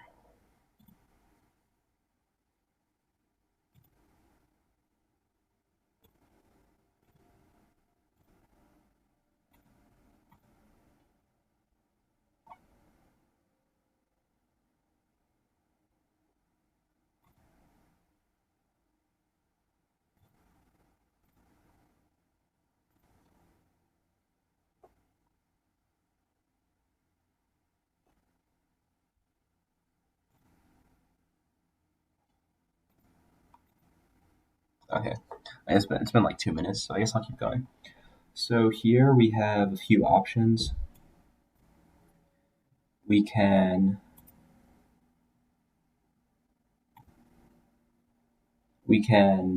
play a land and play Chalice, play a land and play Dark Confidant, or play Wasteland and hold up Wasteland. I think in this spot, our best bet is just getting Dark Confidant online. If they were afraid of Chalice, they probably would have taken it with Inquisition, so we can kind of know that playing it probably wouldn't be the best. So just go Savannah, Dark Confidant. There could be merit to playing a Wasteland off Bob, but this lets us play Abrupt Decay or Night the following turn. So they kill our Dark Confidant, play Sajiri Step, and then here we top deck Night, which was like one of our best draws. We can safely play Night. And then now they would need to combo off this turn and kill Night, which is pretty unlikely. They play a Safekeeper, Bog us, and then have their 2 creatures. Here we have Punishing Fire, but we can also activate Night to get Blast Zone to kill both creatures. So we let them do what they want with Reclaimer. So they get a Wasteland. And here we're going to activate Night. I think we should sacrifice Savannah, get a Blast Zone, and then we can kill both of their creatures and then Wasteland their Wasteland to protect our green source. From this spot, I think I'm like 95% to win. They have Hex Mage. You just play Dryad Arbor. I think I Punishing Fire the Hex Mage. I could also see just playing Dark Confidant. Dark Confidant might actually be a better play there. But I don't think it really matters when we're that far ahead. But we could have just ignored it for 1 turn and then got an additional card off Dark Confidant. They have Inquisition, take our Dark Confidant. That's also another consideration, is that Punishing Fire we could have just gotten back with Grove, but we can't get back Dark Confidant. Play Underground Sea, Chalice for 1. Here you might want to attack, but their deck basically only does one thing, which is make Merit Lage, so we're better off just insulating against that plan. Or we could also just get back Punishing Fire. They activate Thespian Stage on our Wasteland and we just kill it, because it would effectively kill one of our lands anyways. They play Reclaimer and a Chalice and then just concede, because they can't really beat an active Night, especially with no cards in hand.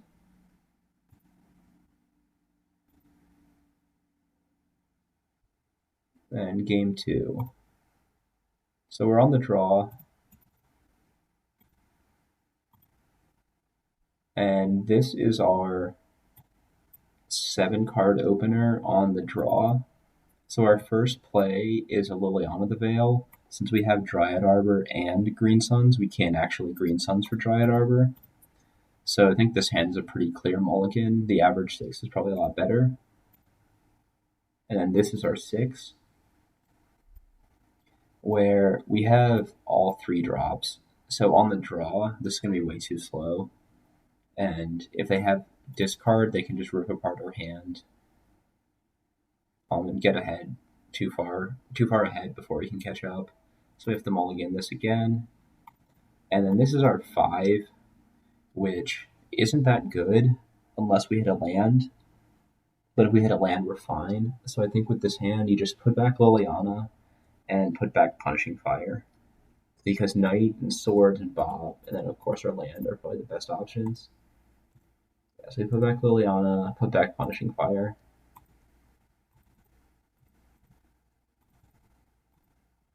They have Reclaimer. Here, we just need to use all of our mana efficiently, so I think it's worth just swordsing the Reclaimer. Because they could also go land, activate, get a Wasteland, and then the following turn cut us off. So we just need to swords it immediately. They have a second land. They have a Thoughtseize, which takes our Knight. I think they should have taken our Bob here. But we hit Wasteland, and then we play Bob.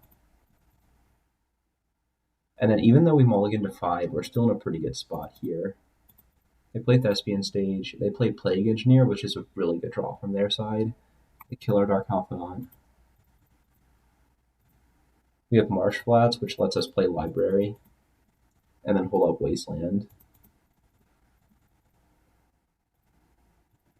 They have Once Upon a Time, which gets them Urborg, which doesn't really matter. Then they attack us for 2.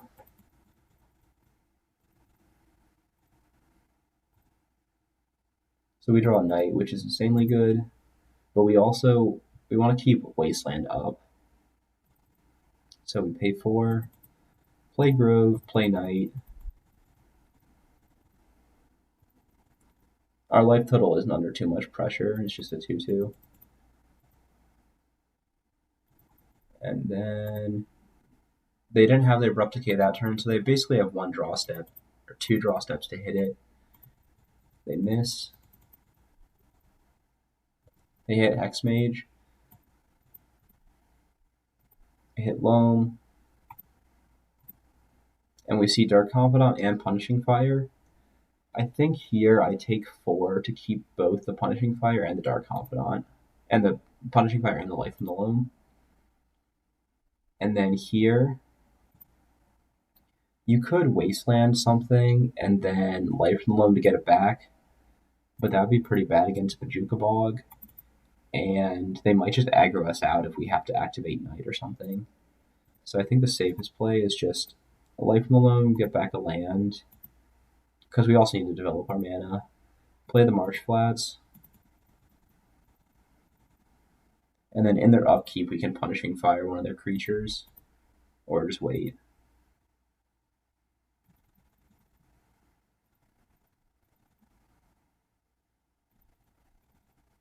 Here, I think we just Punishing Fire the Plague Engineer to save life. Maybe we should have Punishing Fire the Hexmage. And then we can activate Knight, get back Grove, get Wasteland or Grove. The second Wasteland just insulates us against a 20/20. Then Dredge Loam again. We see Scrubland, Dryad Arbor.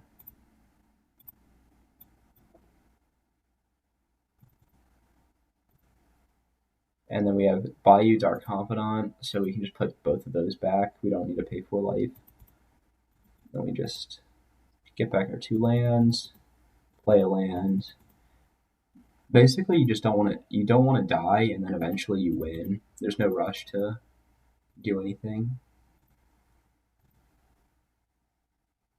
Of course, we're afraid of like crop rotation and then having multiple ways to make it, but we have 2 Wastelands and a Caracas, so they basically need 4 ways to make it. They have Safekeeper, which kind of makes Caracas a lot worse. We could have Punishing Fired the Hexmage in response, but here we can still Blast Zone.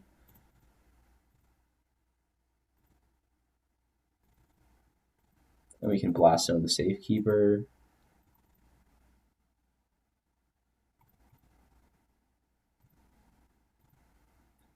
Here we don't really care about dredging Loam because we don't know what the top cards are. We put back put back Abrupt Decay land, keep the Taiga, and just play it.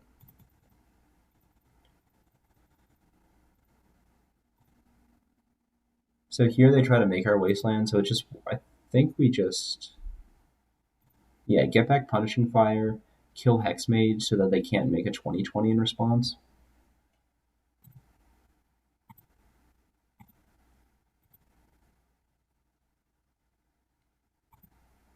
I think that, yeah, they try to bog us.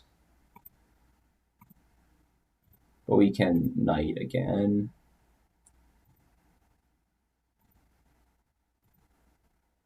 Get back Punishing Fire, kill their Hexmage. They eat everything.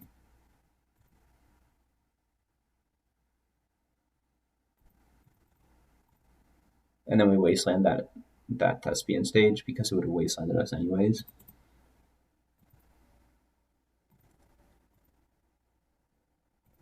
And then here we're in a pretty good spot unless the Knight dies.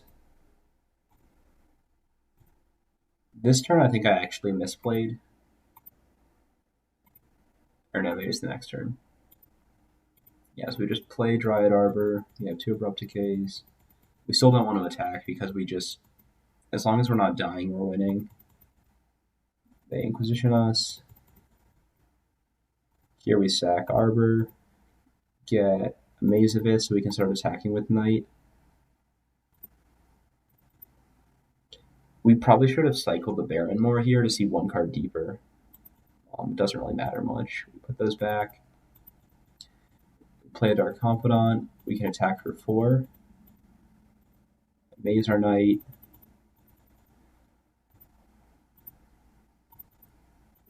So having a Dark Confidant and being at 5 life is kind of a liability. We get a second Wasteland to just have further insulation against Merit Lage.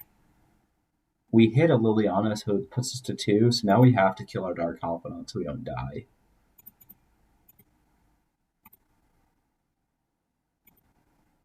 So here we just attack for 7, Maze the Knight, and then I just Liliana Edicted ourselves. Just to be safe. Because otherwise we'd have to like Abrupt Decay ourselves.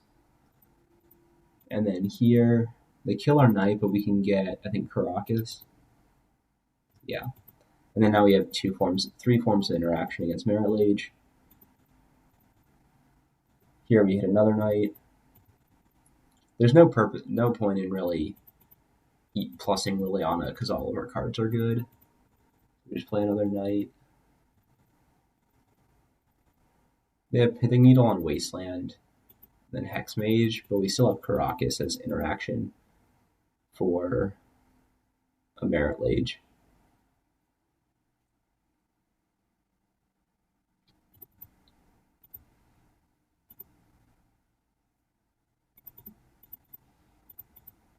Here we see Punishing Fire, then we just Punishing Fire the Hexmage attack, and then plus Liliana because they only have 2 cards in hand.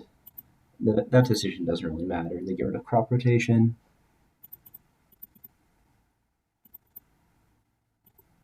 And then the game's over. As long as you aren't losing against Depths, you're just progressively going to hit so many ways to interact with their combo that you can beat 2 mana 2/1 First Strikers and 1 mana 1/2s. If they can't combo you, they're effectively just a bad creature deck. So at this point, we are 4-1. So if we win our next match, we're in the top 8.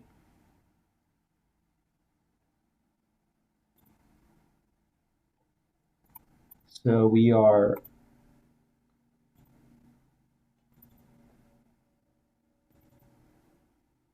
So they mulligan to 5.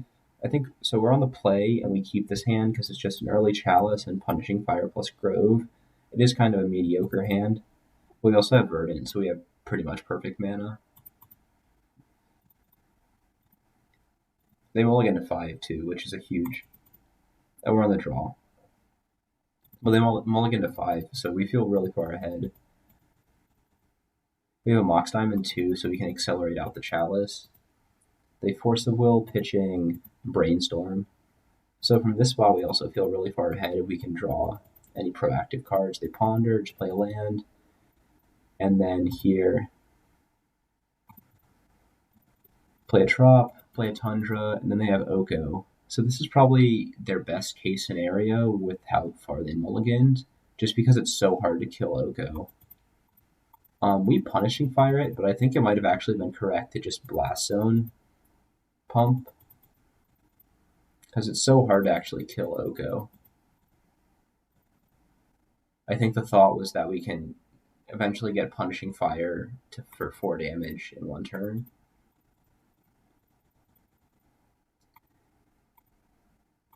Get a Badlands. I think this turn maybe we should have gotten Dryad. Oh no, we don't have Dryad Arbor. So we didn't really have a choice. We could have ticked up Blast Zone though. Get back Punishing Fire. And then we just keep drawing lands where we kind of wanted like an Abrupt Decay or Proactive Threat.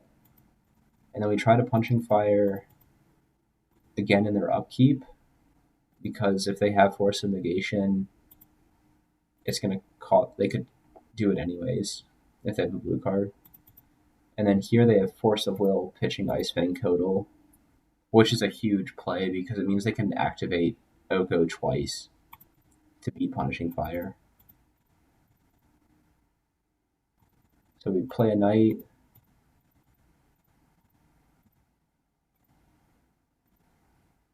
And the Terminus.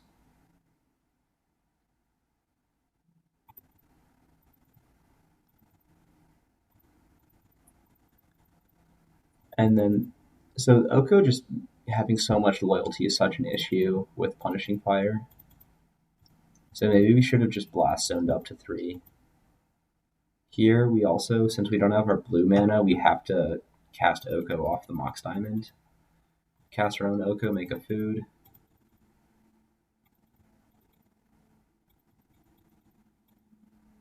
They make a 3/3. On our Oko, we can get back Punishing Fire. Punishing Fire their Oko. These games are very long. We get to Punishing Fire their Oko again. Play a Knight. And then we made a food. It might have been correct to just keep. So they Mystic Sanctuary, get back Terminus, so we kind of get punished for that decision to turn this into a food. We could have also just made another, or turned this into an elk. We could have just made another food. We get back Terminus, and then in their draw step, they Terminus our 2 creatures. But we're still fine, so we make another food here. We have an Abrupt Decay.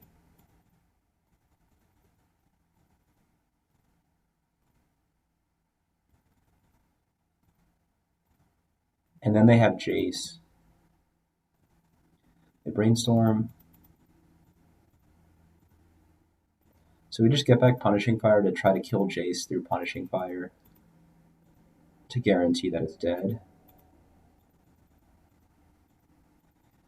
Punishing Fire Jace.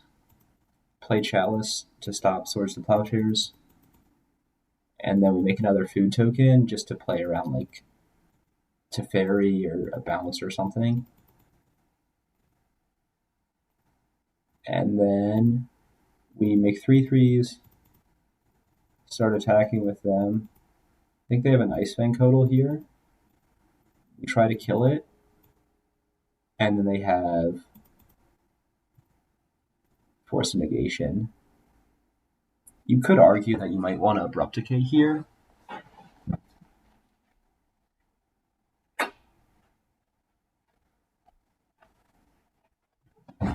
But I think that if we expect the Oko to stay around because it's at 9 loyalty, I think we can hold the Abrupt Decay for like their Oko, for their second Oko or something like that. So I just don't do that. They trade. And then here, they have their own Oko. They make a token.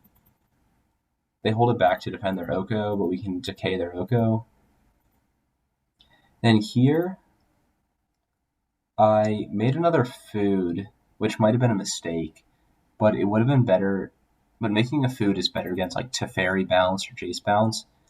And then here, I see that they have a Tundra and 2 Astrolabes, so I just decided to make the play of Wasteland. They're green, and then I think Blast Zone their other green, so now they can't play Oko. They can't play Oko on this board. And so their only answer to Chalice is to Fairy Bounce. But then here they have Jace, which is probably one of their best top decks. And also, so they have the Jace. They Brainstorm. They get back their Force of Will. And now again, we try to attack. Here we might have want to exchanged a food token for their Elk, possibly. But here we try to attack Jace. I think I mismanaged Oko usage here. Then he Brainstorms again, and then has the Council's Judgment, which kills our Oko. So top decking Jace, and then Jace Brainstorm into Council's Judgment kills our Oko. If you also look, we've drawn one Oko, one Chalice, one Abrupt Decay, or two Chalices. So we've drawn 6 spells, and the rest lands, which is kind of flooding, but also we do play so many mana sources. And then here we just keep flooding out of not hitting anything. He keeps Brainstorming. We hit a Wasteland, which we can... There's no reason not to do it. We hit a Dark Confidant. We hold it in case he has Force of Will, because he has the Force of Will that we knew about. Then he has Oko. And then from here, we're in a really rough spot. He swords our Chalice, and we basically have nothing here. We have 2 creatures, which lets us kind of play around Force.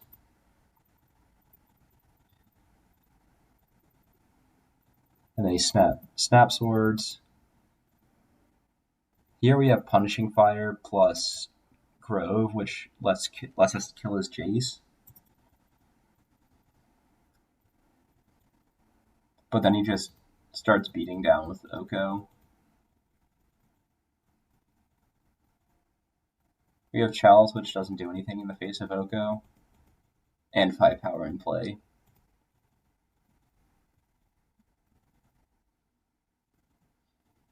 We can get back Punishing Fire and try to kill this, which he's targeting. But he just overwhelms us with so many creatures. And then the game's over. So things that we could have done differently this game were to hold the Blast Zone, or to initially use the Blast Zone to kill his Oko, use our Oko differently, or hold the Blast Zone for Oko or Jace rather than trying to cut him off of casting them. But he did draw the best card in his deck against the play that we made in exactly the one turn, and then he had the Council Judgment. So he kind of drew well in that spot, but we also gave him the opportunity to do that.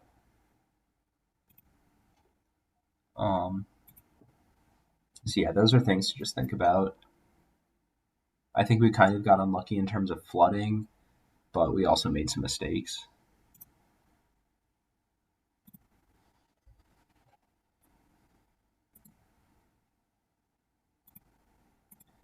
Going into this game, I sideboarded in 2 Thalia.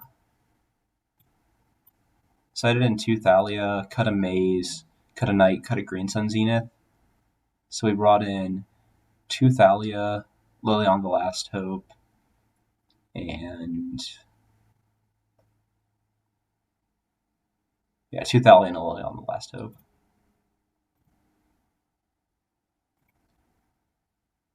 So we see the 7, we have ways to cast all of our spells, and all of our spells are fine.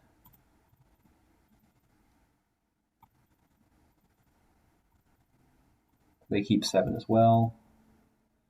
And here we have the option of playing Chalice or playing Thalia.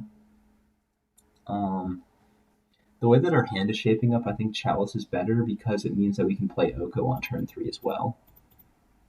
So we play the Chalice first. They don't have anything. Then here we play the Oko.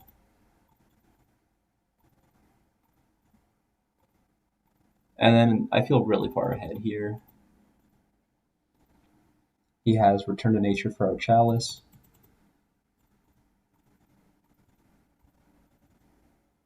And then in this spot, we also feel really far ahead. Because we have effectively 5 mana worth in play, and he has 0. Attack with our food token. Play Wasteland.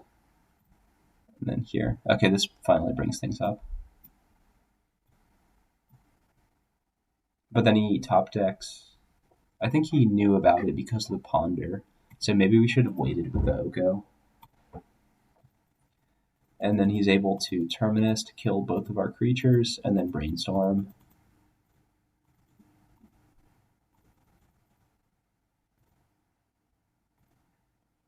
Then here we get to make a food, we get to play Knight and Wasteland him.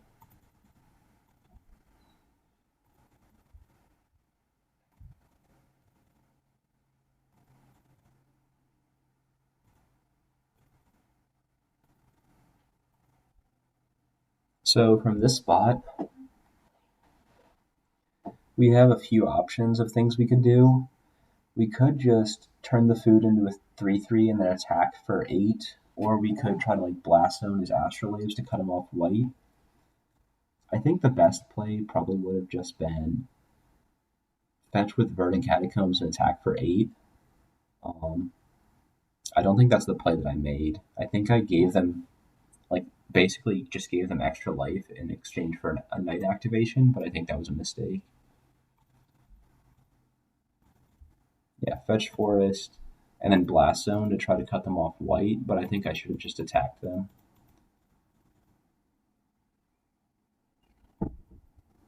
Yeah, so we kill those, which cuts them off white. Attack for 3, and then this turn they should be dead, but they have the swords for our Knight. And then they have Oko. We're able to kill their Oko, make a token, attack them. And then here they have a Jace, bounces our token. They kill our Oko. Luckily we draw a red source so we can Punishing Fire their Jace. They have Force of Will for it. They Brainstorm. And then we draw a land, I think, this turn. Yeah, so we draw a red source so we don't have to use the Mox. Then we're able to kill their Jace. And then a game that we were heavily favored in, we kind of are now at a stalemate. I think we misplayed by extending too much with creatures and then not attacking.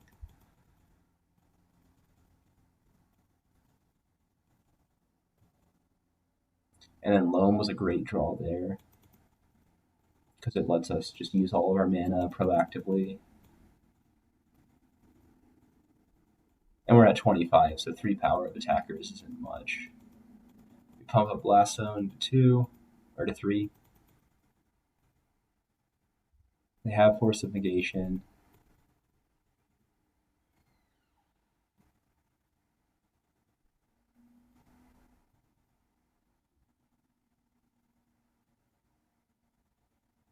Still, we don't really care about either of their creatures because they're at such a low life total.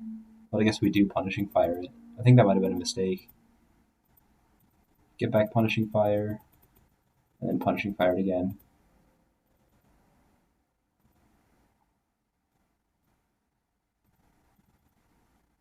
So they had the Force of Negation for the...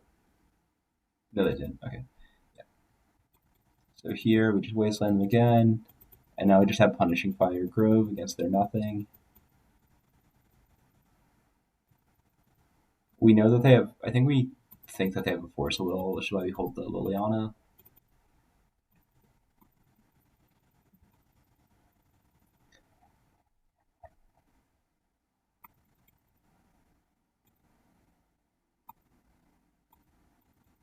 Then here, we just don't play the Liliana either, in case they have Force of Will.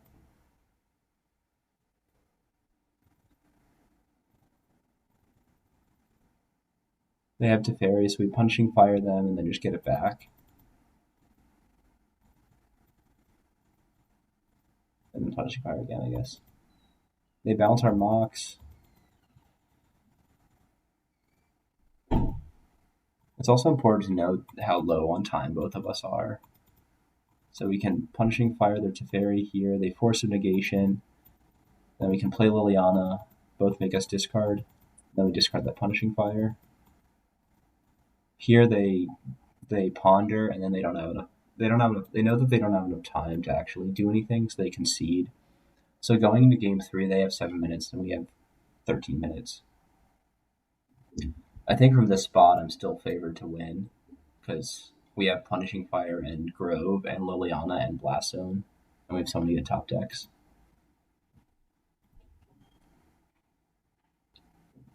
And then game 3.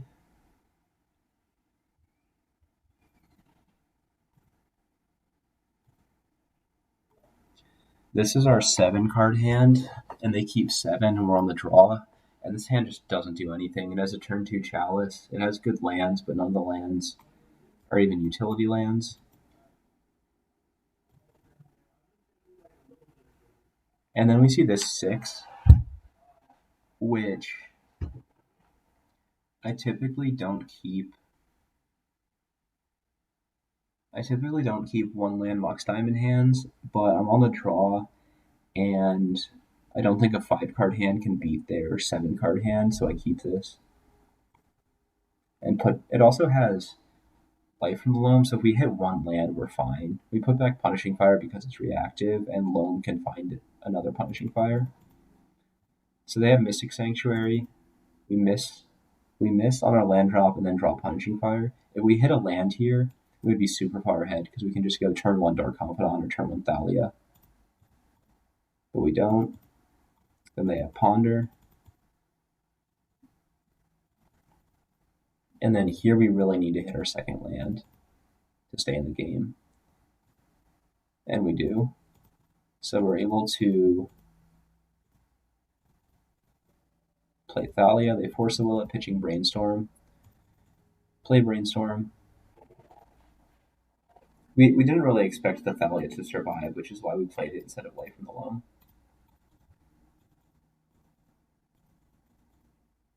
And then here we can Life from the Loam, get back 2 lands, and then we have 4 mana for this turn. So we can play.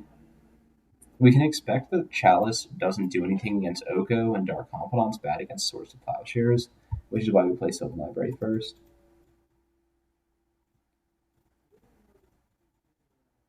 They have Teferi to balance the library and play a land. We dredge Loam just because we want to hit our 5th land drop. We hit 3 lands. And now we don't have to dredge for the next turns because we hit. So we can play the library again. And then they have Oko, which is one of their best draws against us. They make a food.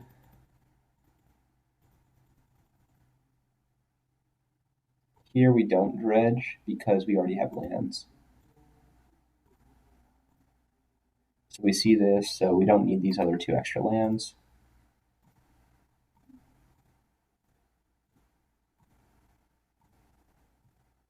So we want to just kill the Teferi while it's still a 2 loyalty.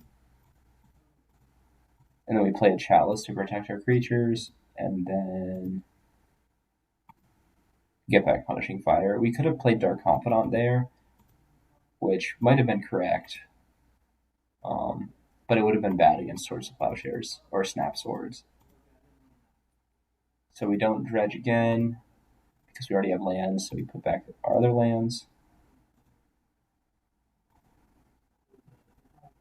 Here we don't really care about wastelanding them because they already have all the mana they need, and we kind of need our own mana. Cycle Barrenmore, don't dredge. We hit Dark Confidant, which doesn't do too much. Then we play our other Dark Confidant.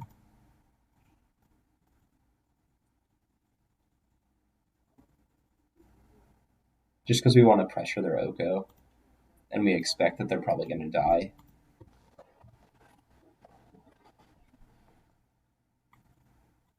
And then they have Snapcaster Swords.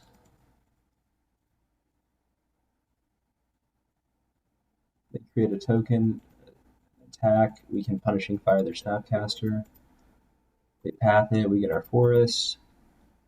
And then here, I think we know that we don't know what the top is, so we dredge, but we also want to hit lands. Actually, yeah, we dredge here because we don't know what it is, and we already have the Baron Moor draw. So we'd rather guarantee our future land drops. And then we hit Wasteland Thalia.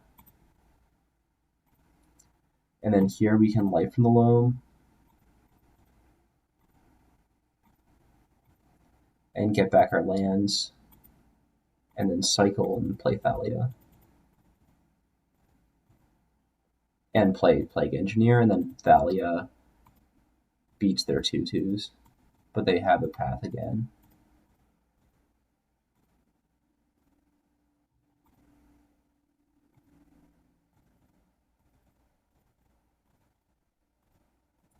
So here we're in a kind of a rough spot. We don't dredge Loam because we don't want to have to spend the 3 mana this turn. And then we put back those 2, keep Liliana, play a land, and then we can Edict them. Then we have Liliana plus Punishing Fire to beat the 3/3 in combat. Wasteland them since Thalia is still taxing them. Then they don't attack. And then here, I do Dredge Loam. I don't know why I did. It might have been better. I think I Dredge Loam because I want to discard to Liliana, so I need the extra cards. Yeah, I think that's why. And we see that both of these cards don't really do anything, but, well, the Mox kind of does because it will give us extra mana the following turn. So we have this, we discard Marsh Flats.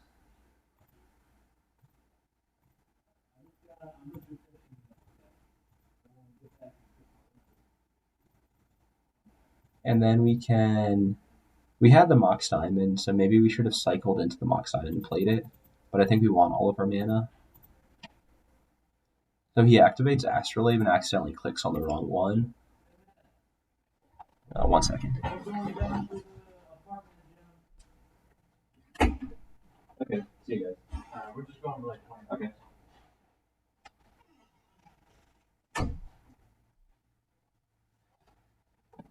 Okay. So here we could have kept the Mox. We could have cycled into the Mox, then played it, but I think we might want the Baron Moor. The Baron Moor to draw us into a different card. So he misclicked it and then hit the wrong one. So he attacks both at Liliana. We have a Dryad Arbor still in the deck. So we can fetch Dryad Arbor and then double Punishing Fire to keep our Liliana alive, I think. Or we can only Punishing Fire once. But we'd rather have the Thalia than the Dryad Arbor.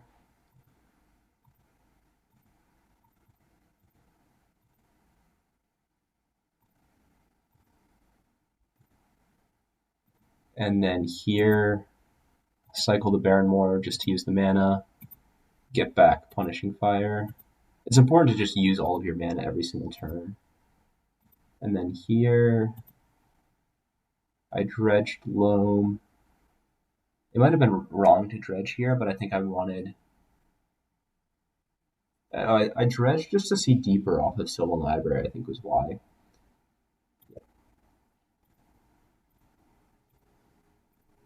So we have Chalice and Mox, which are kind of bad in the face of Thalia.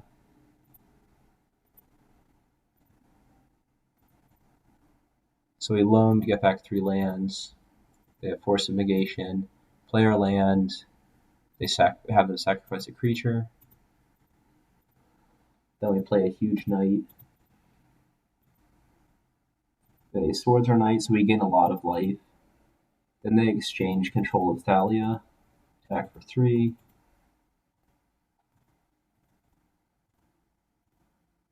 We can get back 2 Punishing Fires.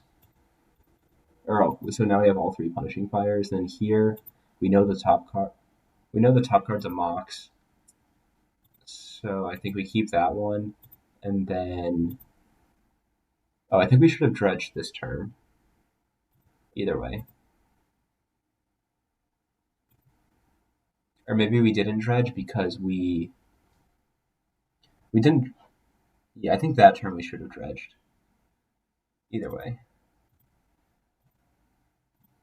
So now we can main phase kill Thalia just to cast Oko.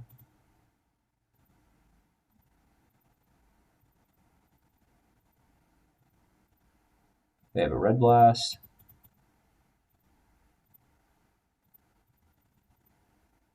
They play a Jace. They Brainstorm. And they make another 3/3, but here we can kill both of their 3/3s. Or kill one of their 3/3s with double Punishing Fire. Here we dredge Loam because we should have dredged Loam the previous turn as well.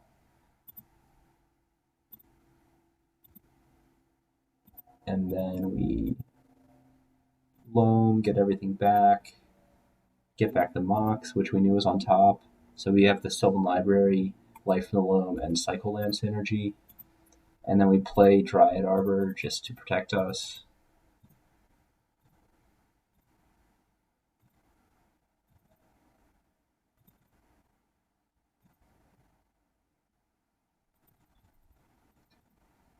So Ponder, Brainstorm.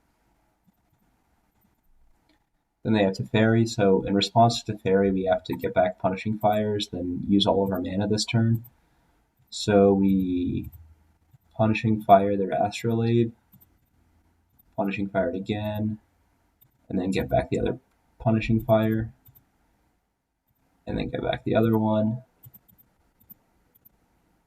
They bounce our Dryad Arbor, and then here we dredge Loam.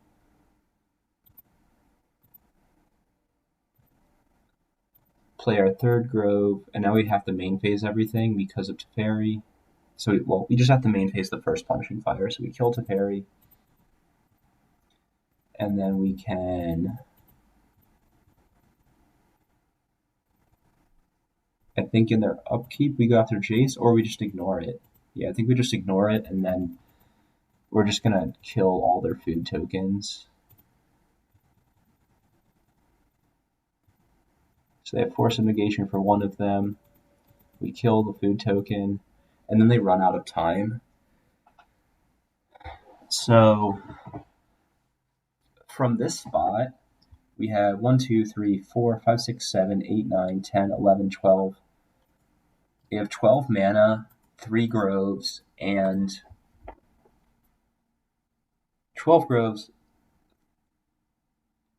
3 Groves, sorry, 12 mana sources, 3 Groves, 5 red sources. But we only have 2 Punishing Fires. But I think we can Punishing Fire everything. So that we can kill their food, kill Jace, and then not kill Oko, but just kill all the foods that it makes. And then eventually we have our second Oko and our Knight of the Reliquary.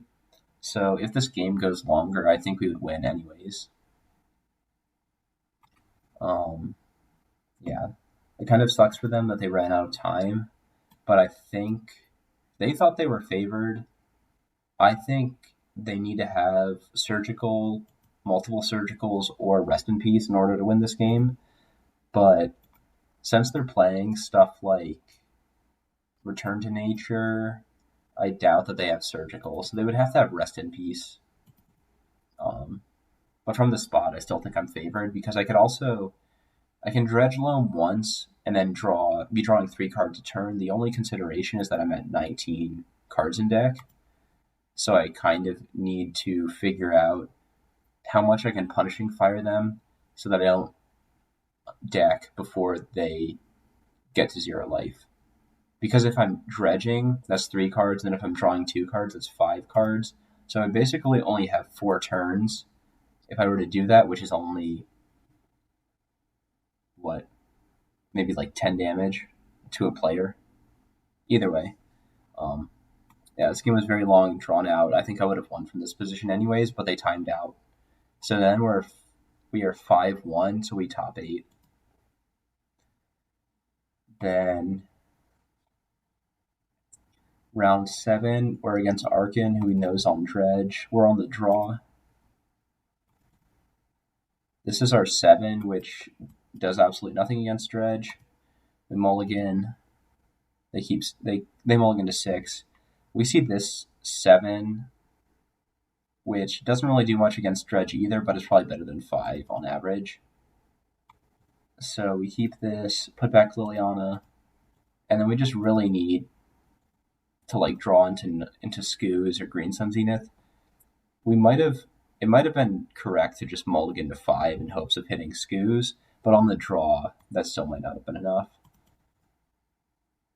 Yeah, so they have a Narcomoeba, we Mox, and then we can upkeep kill their Lion's Eye Diamond. Their first dredge is very good, and they hit 2 Cabal Therapies and 2 Bridge from below, so we killed their Lion's Eye Diamond. But then they dredge a million cards. And from this position, I'm basically dead. Then they Cabal Therapy us, make 6 power with the zombies, then I just concede.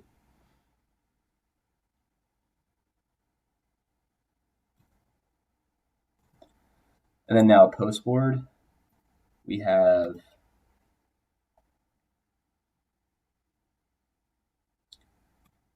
post board. We cut 1 Loam, cut 2 libraries, cut an Oko, cut 2 lilies, cut a Blossom, cut 4 decays, for 4 Leyline, 2 Containment Priest, 2 Swords to Plowshares, Tabernacle. I think that's it.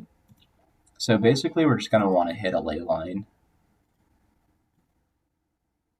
So this hand has Leyline, a proactive threat, and answers to what they're doing, and an answer to Hogak. So this hand's very good. We keep, we have Leyline, they're on 6 cards. We play the Dryad Arbor because we have a 2-drop and a 3-drop. So if we miss our land drops, we need to have played the Dryad Arbor in order to cast our spells. So they go turn 1 Islet, we go turn 2 Dark Confidant, and then they have the bounce spell for the Leyline.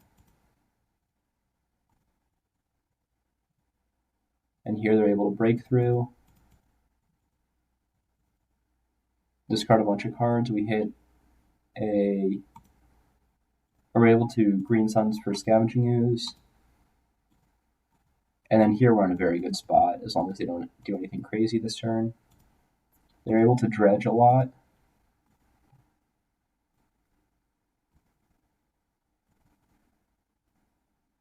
Get back Narcomoeba, Cabal Therapy us. Take our Leyline. Get back Hogak. They could have Hogak'd again, I think, which they might do. Yeah, they Hogak, Cabal Therapy us again, get our Plague Engineers, then play it again. And then here, though, we have Tabernacle plus Caracas plus Skoos, so they can't really do anything. So they sack Hogak, get 2 zombies that are summoning sick. They have to sacrifice all but one of their zombies, and then a 3/3 Scavenging Ooze basically beats them. And I can just eat their holy graveyard. Then we have game 3, where this hand's just double Leyline, and it has functional mana. So I don't think you can ever mulligan like double Leyline against them. It also has Wasteland to hit their first land. I also was able to look at his list and see that he doesn't play Force of Vigor, and he had a bunch of bounce spells too, so knowing that I had 2 Leylines, I felt really good about him not being able to kill both. So we have 2 Leylines, and they're on 6 cards. They play Careful Study, discarding Insolent Neonate and Thug, and then we have the nuts of turn 1 Knight.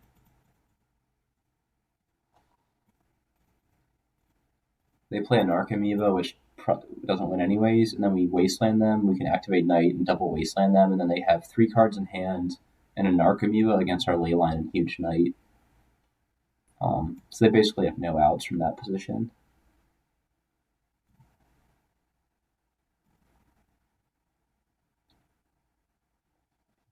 And then this match was the semifinals. We're playing against Bob Huang, who I know is playing Blue-Red Delver.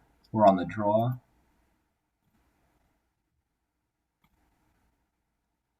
And we're on the draw. This hand, we have Abrupt Decay, and we're able to cast it. We have Chalice of the Void, and we have Wasteland. So the Wastelands don't really matter, but having Abrupt Decay and Chalice and ways to cast them is enough reason to keep this hand. They roll into 6. Because, like, if their first play is Volcanic Island Ponder, we can just Wasteland them, and then it's effectively cycling the Wasteland. So they just play Ponder. Here we're going to lead with UC because the green mana from the Bayou is more important than the blue mana from the Underground Sea, especially in this spot. So they play Wasteland.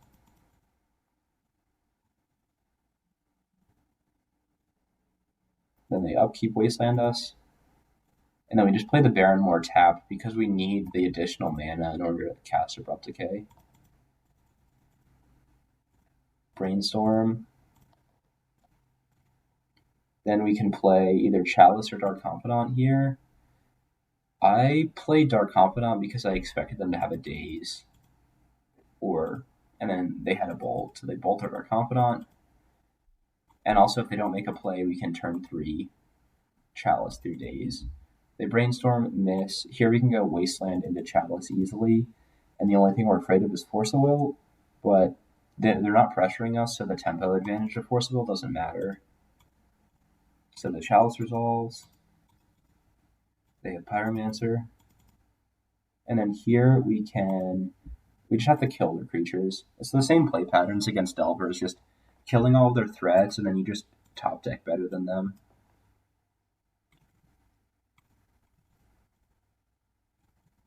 And then they have another young Pyromancer.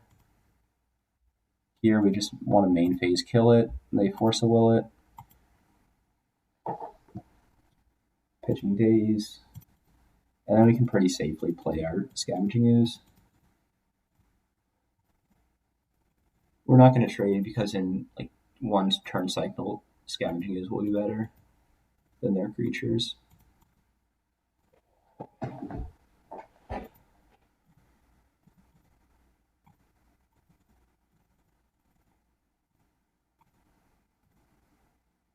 You can get back Punishing Fire and then eat something with Scavenging Ooze.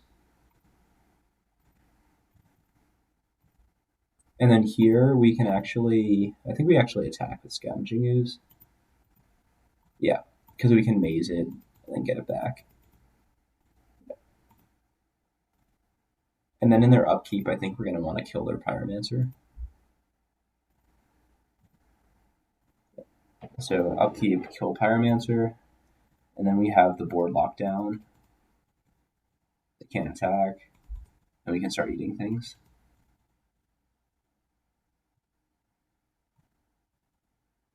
We can get back Punishing Fire, kill the Elemental, and then start attacking in. Here there's no reason to maze the Scavenging Ooze because they might have Brazen Borrower or something. And they don't have any ground creatures or haste creatures. So they Petty Theft the Chalice, Brainstorm, fetch, Brainstorm again, and then Chain Lightning me. I don't know why they did that.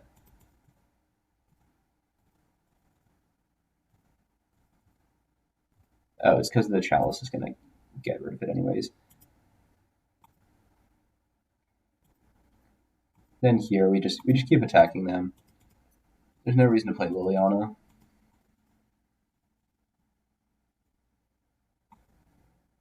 But I guess I do. Yeah, because I guess Dark Confidant doesn't matter. Either way, I think the game was long over by the time this mattered. So I guess the lesson about playing against Delver is just kill all their threats and then top deck better than them, because that's what your deck does. Then game 2, we're on the draw.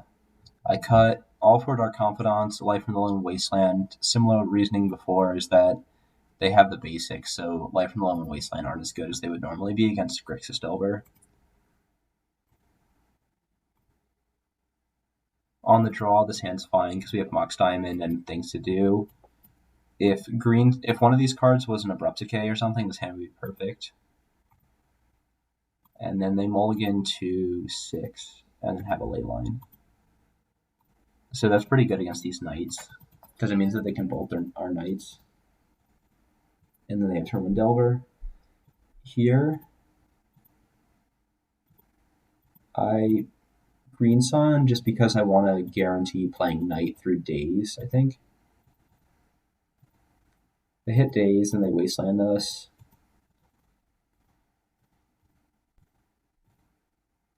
Here, I know that they have the days, but what I ended up doing here was playing knight, even though I know that they have days, because I was kind of afraid of like a 2-drop, like a Pyromancer or an Arcanist, and if I force them to daze, then their only play the next turn could be a 1-drop, and then if they have another Delver, then I can blast zone both of them. The other reasoning for this is that if they daze me, they're not going to wasteland me. So if they daze this turn, the following turn they're not going to wasteland, so I can guarantee blast zoning the following turn without the threat of taking another 3 from Delver. So they daze here, which we knew they were going to do. And they don't have another Delver, which would have been the best play for us, but... And then we just upkeep, kill their Delver. Then here I think we're in a pretty good spot. Of course, that can change rather quickly, because Mox Diamond was basically a dead draw. So here we just play Sylvan Library because Knight just dies to Bolt, and we don't want to lose all that tempo if it dies. Preordain, Brainstorm, Cantrip a bunch. Okay, here, if we had Dryad Arbor in our deck, I think it might have been worth fetching out to trade for, but of course, it's already dead. So we see Chalice, Karakas, Plague Engineer. So I just take the 4, play Plague Engineer to kill his Delver. He has a Young Pyromancer. So maybe paying 4 for the Chalice was an incorrect play, just because it made our life total so low. We chose Wizard with Plague Engineer because it hits Delver and Arcanist, but then they had Pyromancer, which is a Shaman. So we got kind of punished for our pick. Well, we got justifiably punished for paying 4 life for the Chalice. But then this might have been incorrect, or might have just been bad luck for us to hit the wrong overlapping type.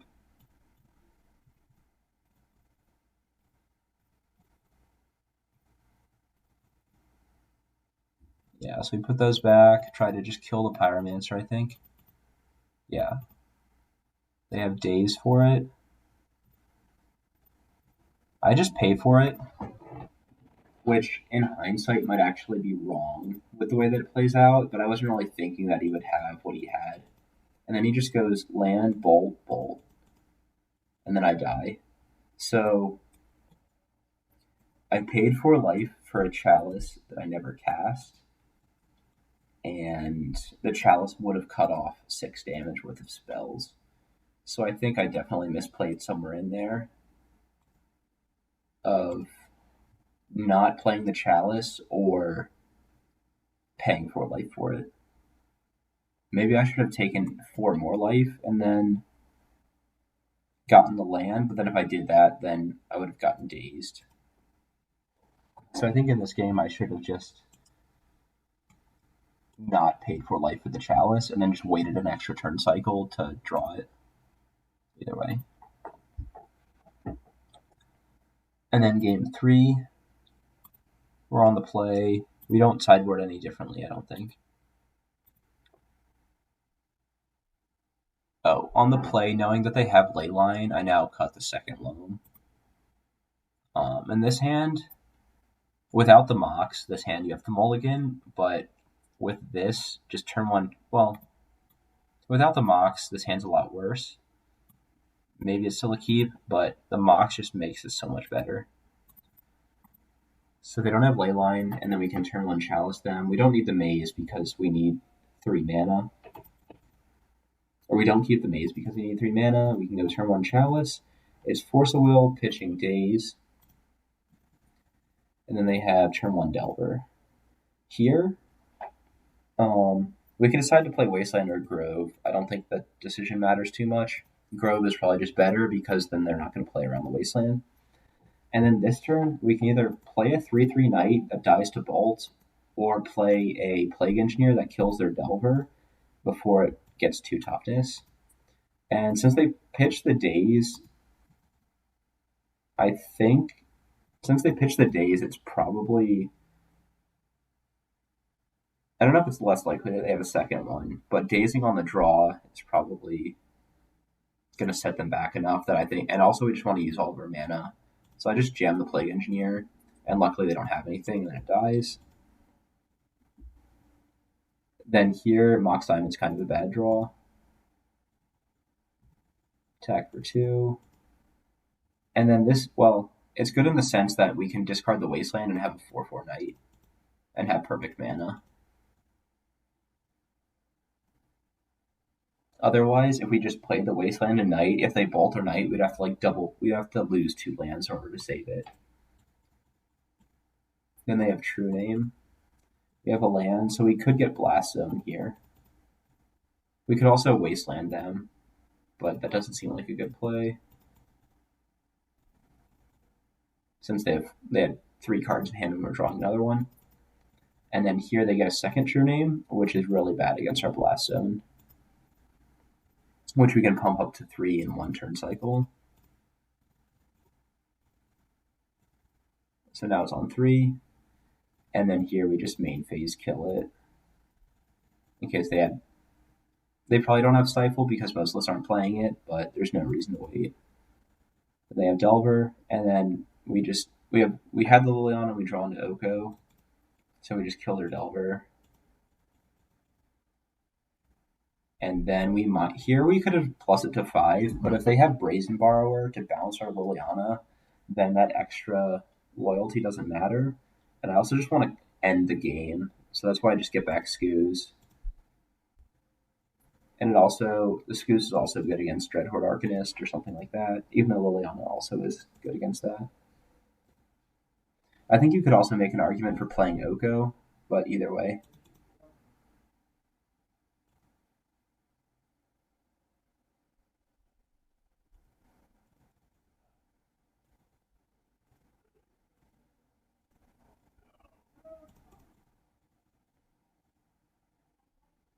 And then Chalice is also, I think, better than Oko here, just to lock them out.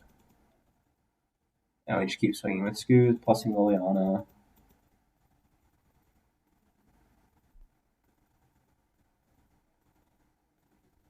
We can eat more things.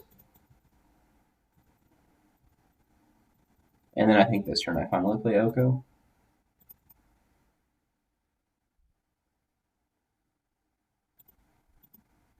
Yeah, they just conceded.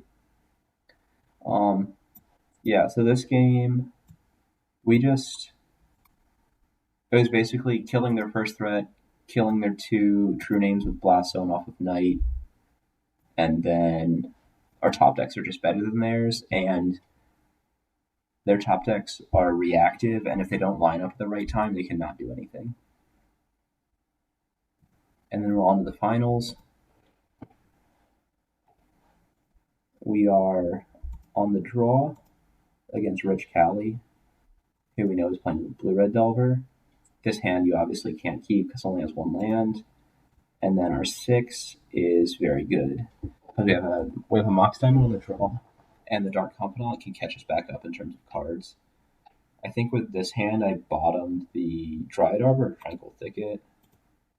Yeah, I bottomed the Tranquil Thicket.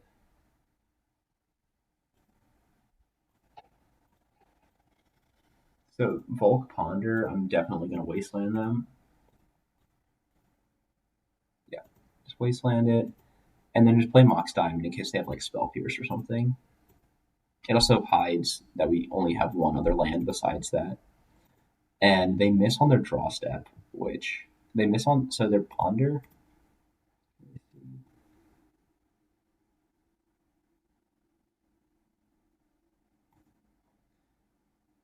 I'll have to restart this.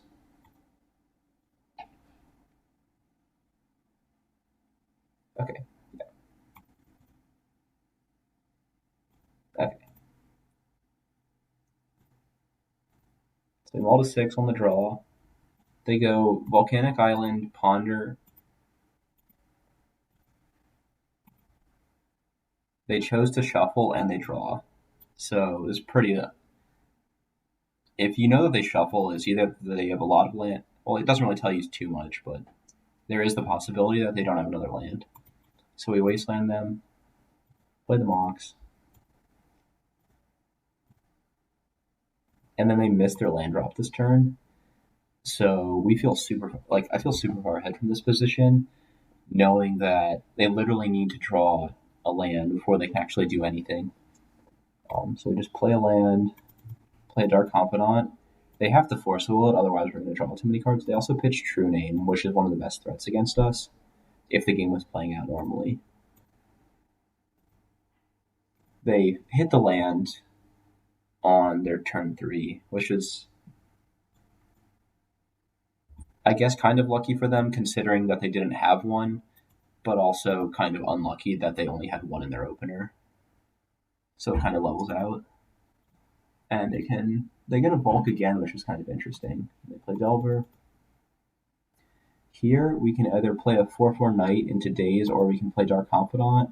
I think I just played Knight because if I can get another Wasteland, then they don't. Then they're locked out of the game. So they miss on their Delver. They hit a Wasteland of their own, and then they sinkhole our Knight. Attack with Delver. Here we draw Wastelands. We just waste their bulk because we know they don't have another blue source. Then we play our own Dark Confidant.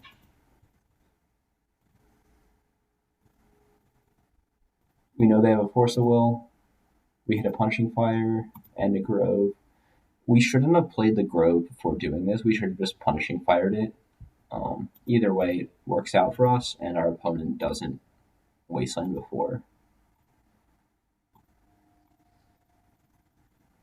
I could see an argument for playing the second Dark Confidant, but I think that the only way that we lose this game is to our own Dark Confidant flips, which is why I don't play it. Because I think we're super far ahead otherwise. And they miss another blue source here. So we can get back Punishing Fire. And we hit the 4th Dark Confidant.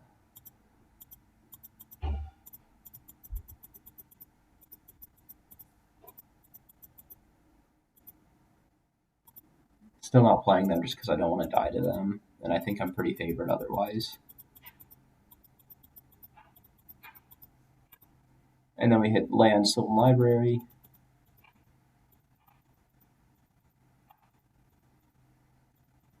And here I think I play the library, gets forced, then I just play the second one. No, I don't. Still don't play the second Bob. Maybe once they're at 12, it's worth playing the second one. I just really thought there was no other way I lose other than my own Dark Confidant reveals. And then here we just do this to save the 1 life, and because the game's not going to go on that much longer. And then they concede to the Chalice. So this game was kind of unusual in that we were able to just double Wasteland them and they lost the game.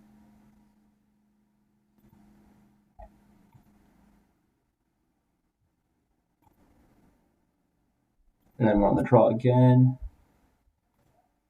I sideboarded out all the Dark Confidants, decided out 1 library and 1 Caracas. I don't know why I didn't side out a Loam and a Wasteland like I did before. It might, yeah, I don't know why that didn't happen. It might have just been that Wasteland was good that game, so I thought it might be good the next game based off the way that he fetched. Because he wasn't fetching basics like they normally do. So this hand is way too slow on the draw, because your first play is on turn 3. And then I keep this hand, which just has an Abrupt Decay and a 2-drop, so that's fine. I think I put back the Maze, because it doesn't have mana. They Ponder. If they had a Delver, then that would be pretty scary, but they don't. Ponder doesn't actually do anything. And they don't do anything here either. Which is kind of strange that they didn't have a 1-drop or a 2-drop.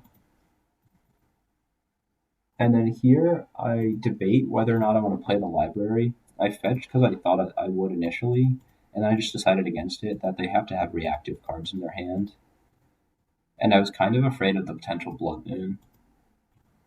Play a Wasteland.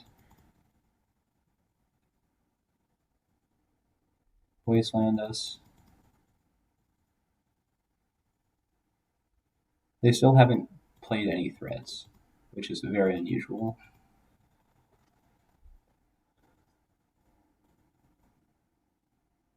Here we just play the Tranquil Thicket because we're going to need all the other mana to play through days. And they're not pressuring us at all either. So we just want to make our land drops. And once again, they don't do anything. We're still not doing anything. Because if they had like hard cast, Force of Negation, that would be bad.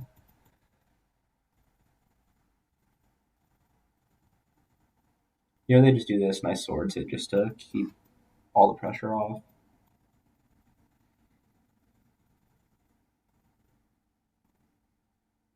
And then here, after I get the Decay, I think it's safe to play the Library. And then I think they have Hardcast Force Negation.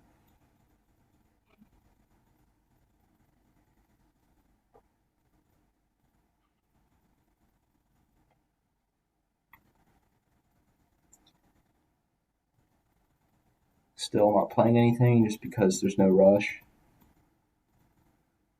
We could have played a Knight that turn, I think, but just don't.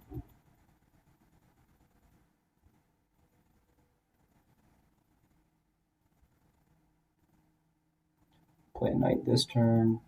We probably could have played the Knight the previous turn, but whatever.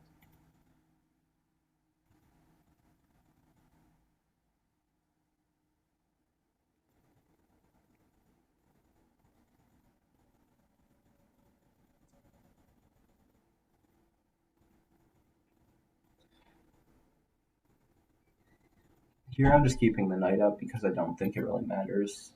That 5 points of damage. Activate Knight. We just get a... Oh, I got a Wasteland to cut them off 5 mana. Just have the Hardcast Force of Will. And in case we draw a Loam, it makes it better. And here I play the Knight again. They Force a Will, pitching Daze that's been rotting in their hand.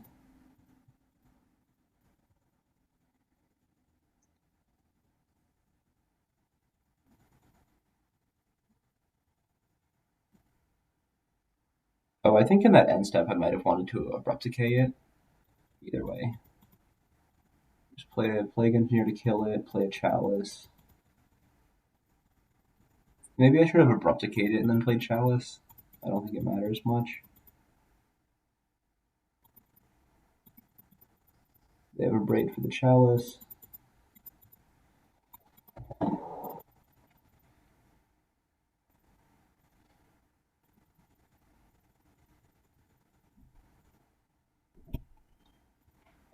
You can play a Knight again. They can't Hardcast Force of Will because they only have 4 mana.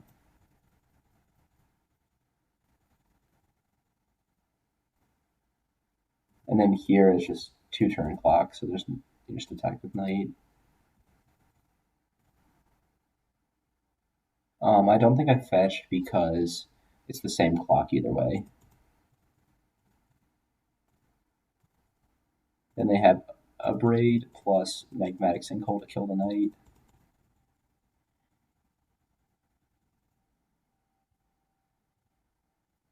Then we play Liliana here, discarded the Verdant. All the Abrupt Decays are good because they kill 3 of their threats.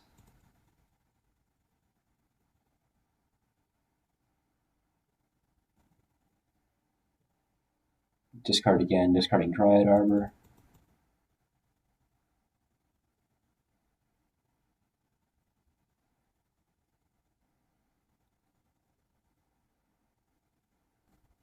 And they still don't have another threat, which is very strange. Attack for 2 again. Don't do anything with Liliana because it doesn't really matter. We could have played the Last Hope and then plussed, but I think we're just so far ahead anyways that we can just hold a double decay. And then they concede. So this was a very strange game in that they only had really like 1 or 2 threats, and they cantripped 1, 2, 3, 4, 5 times. They cantripped 5 times, didn't find a threat. Even if they did, we had the Abrupt Decays, but it's just a very strange game against Delver.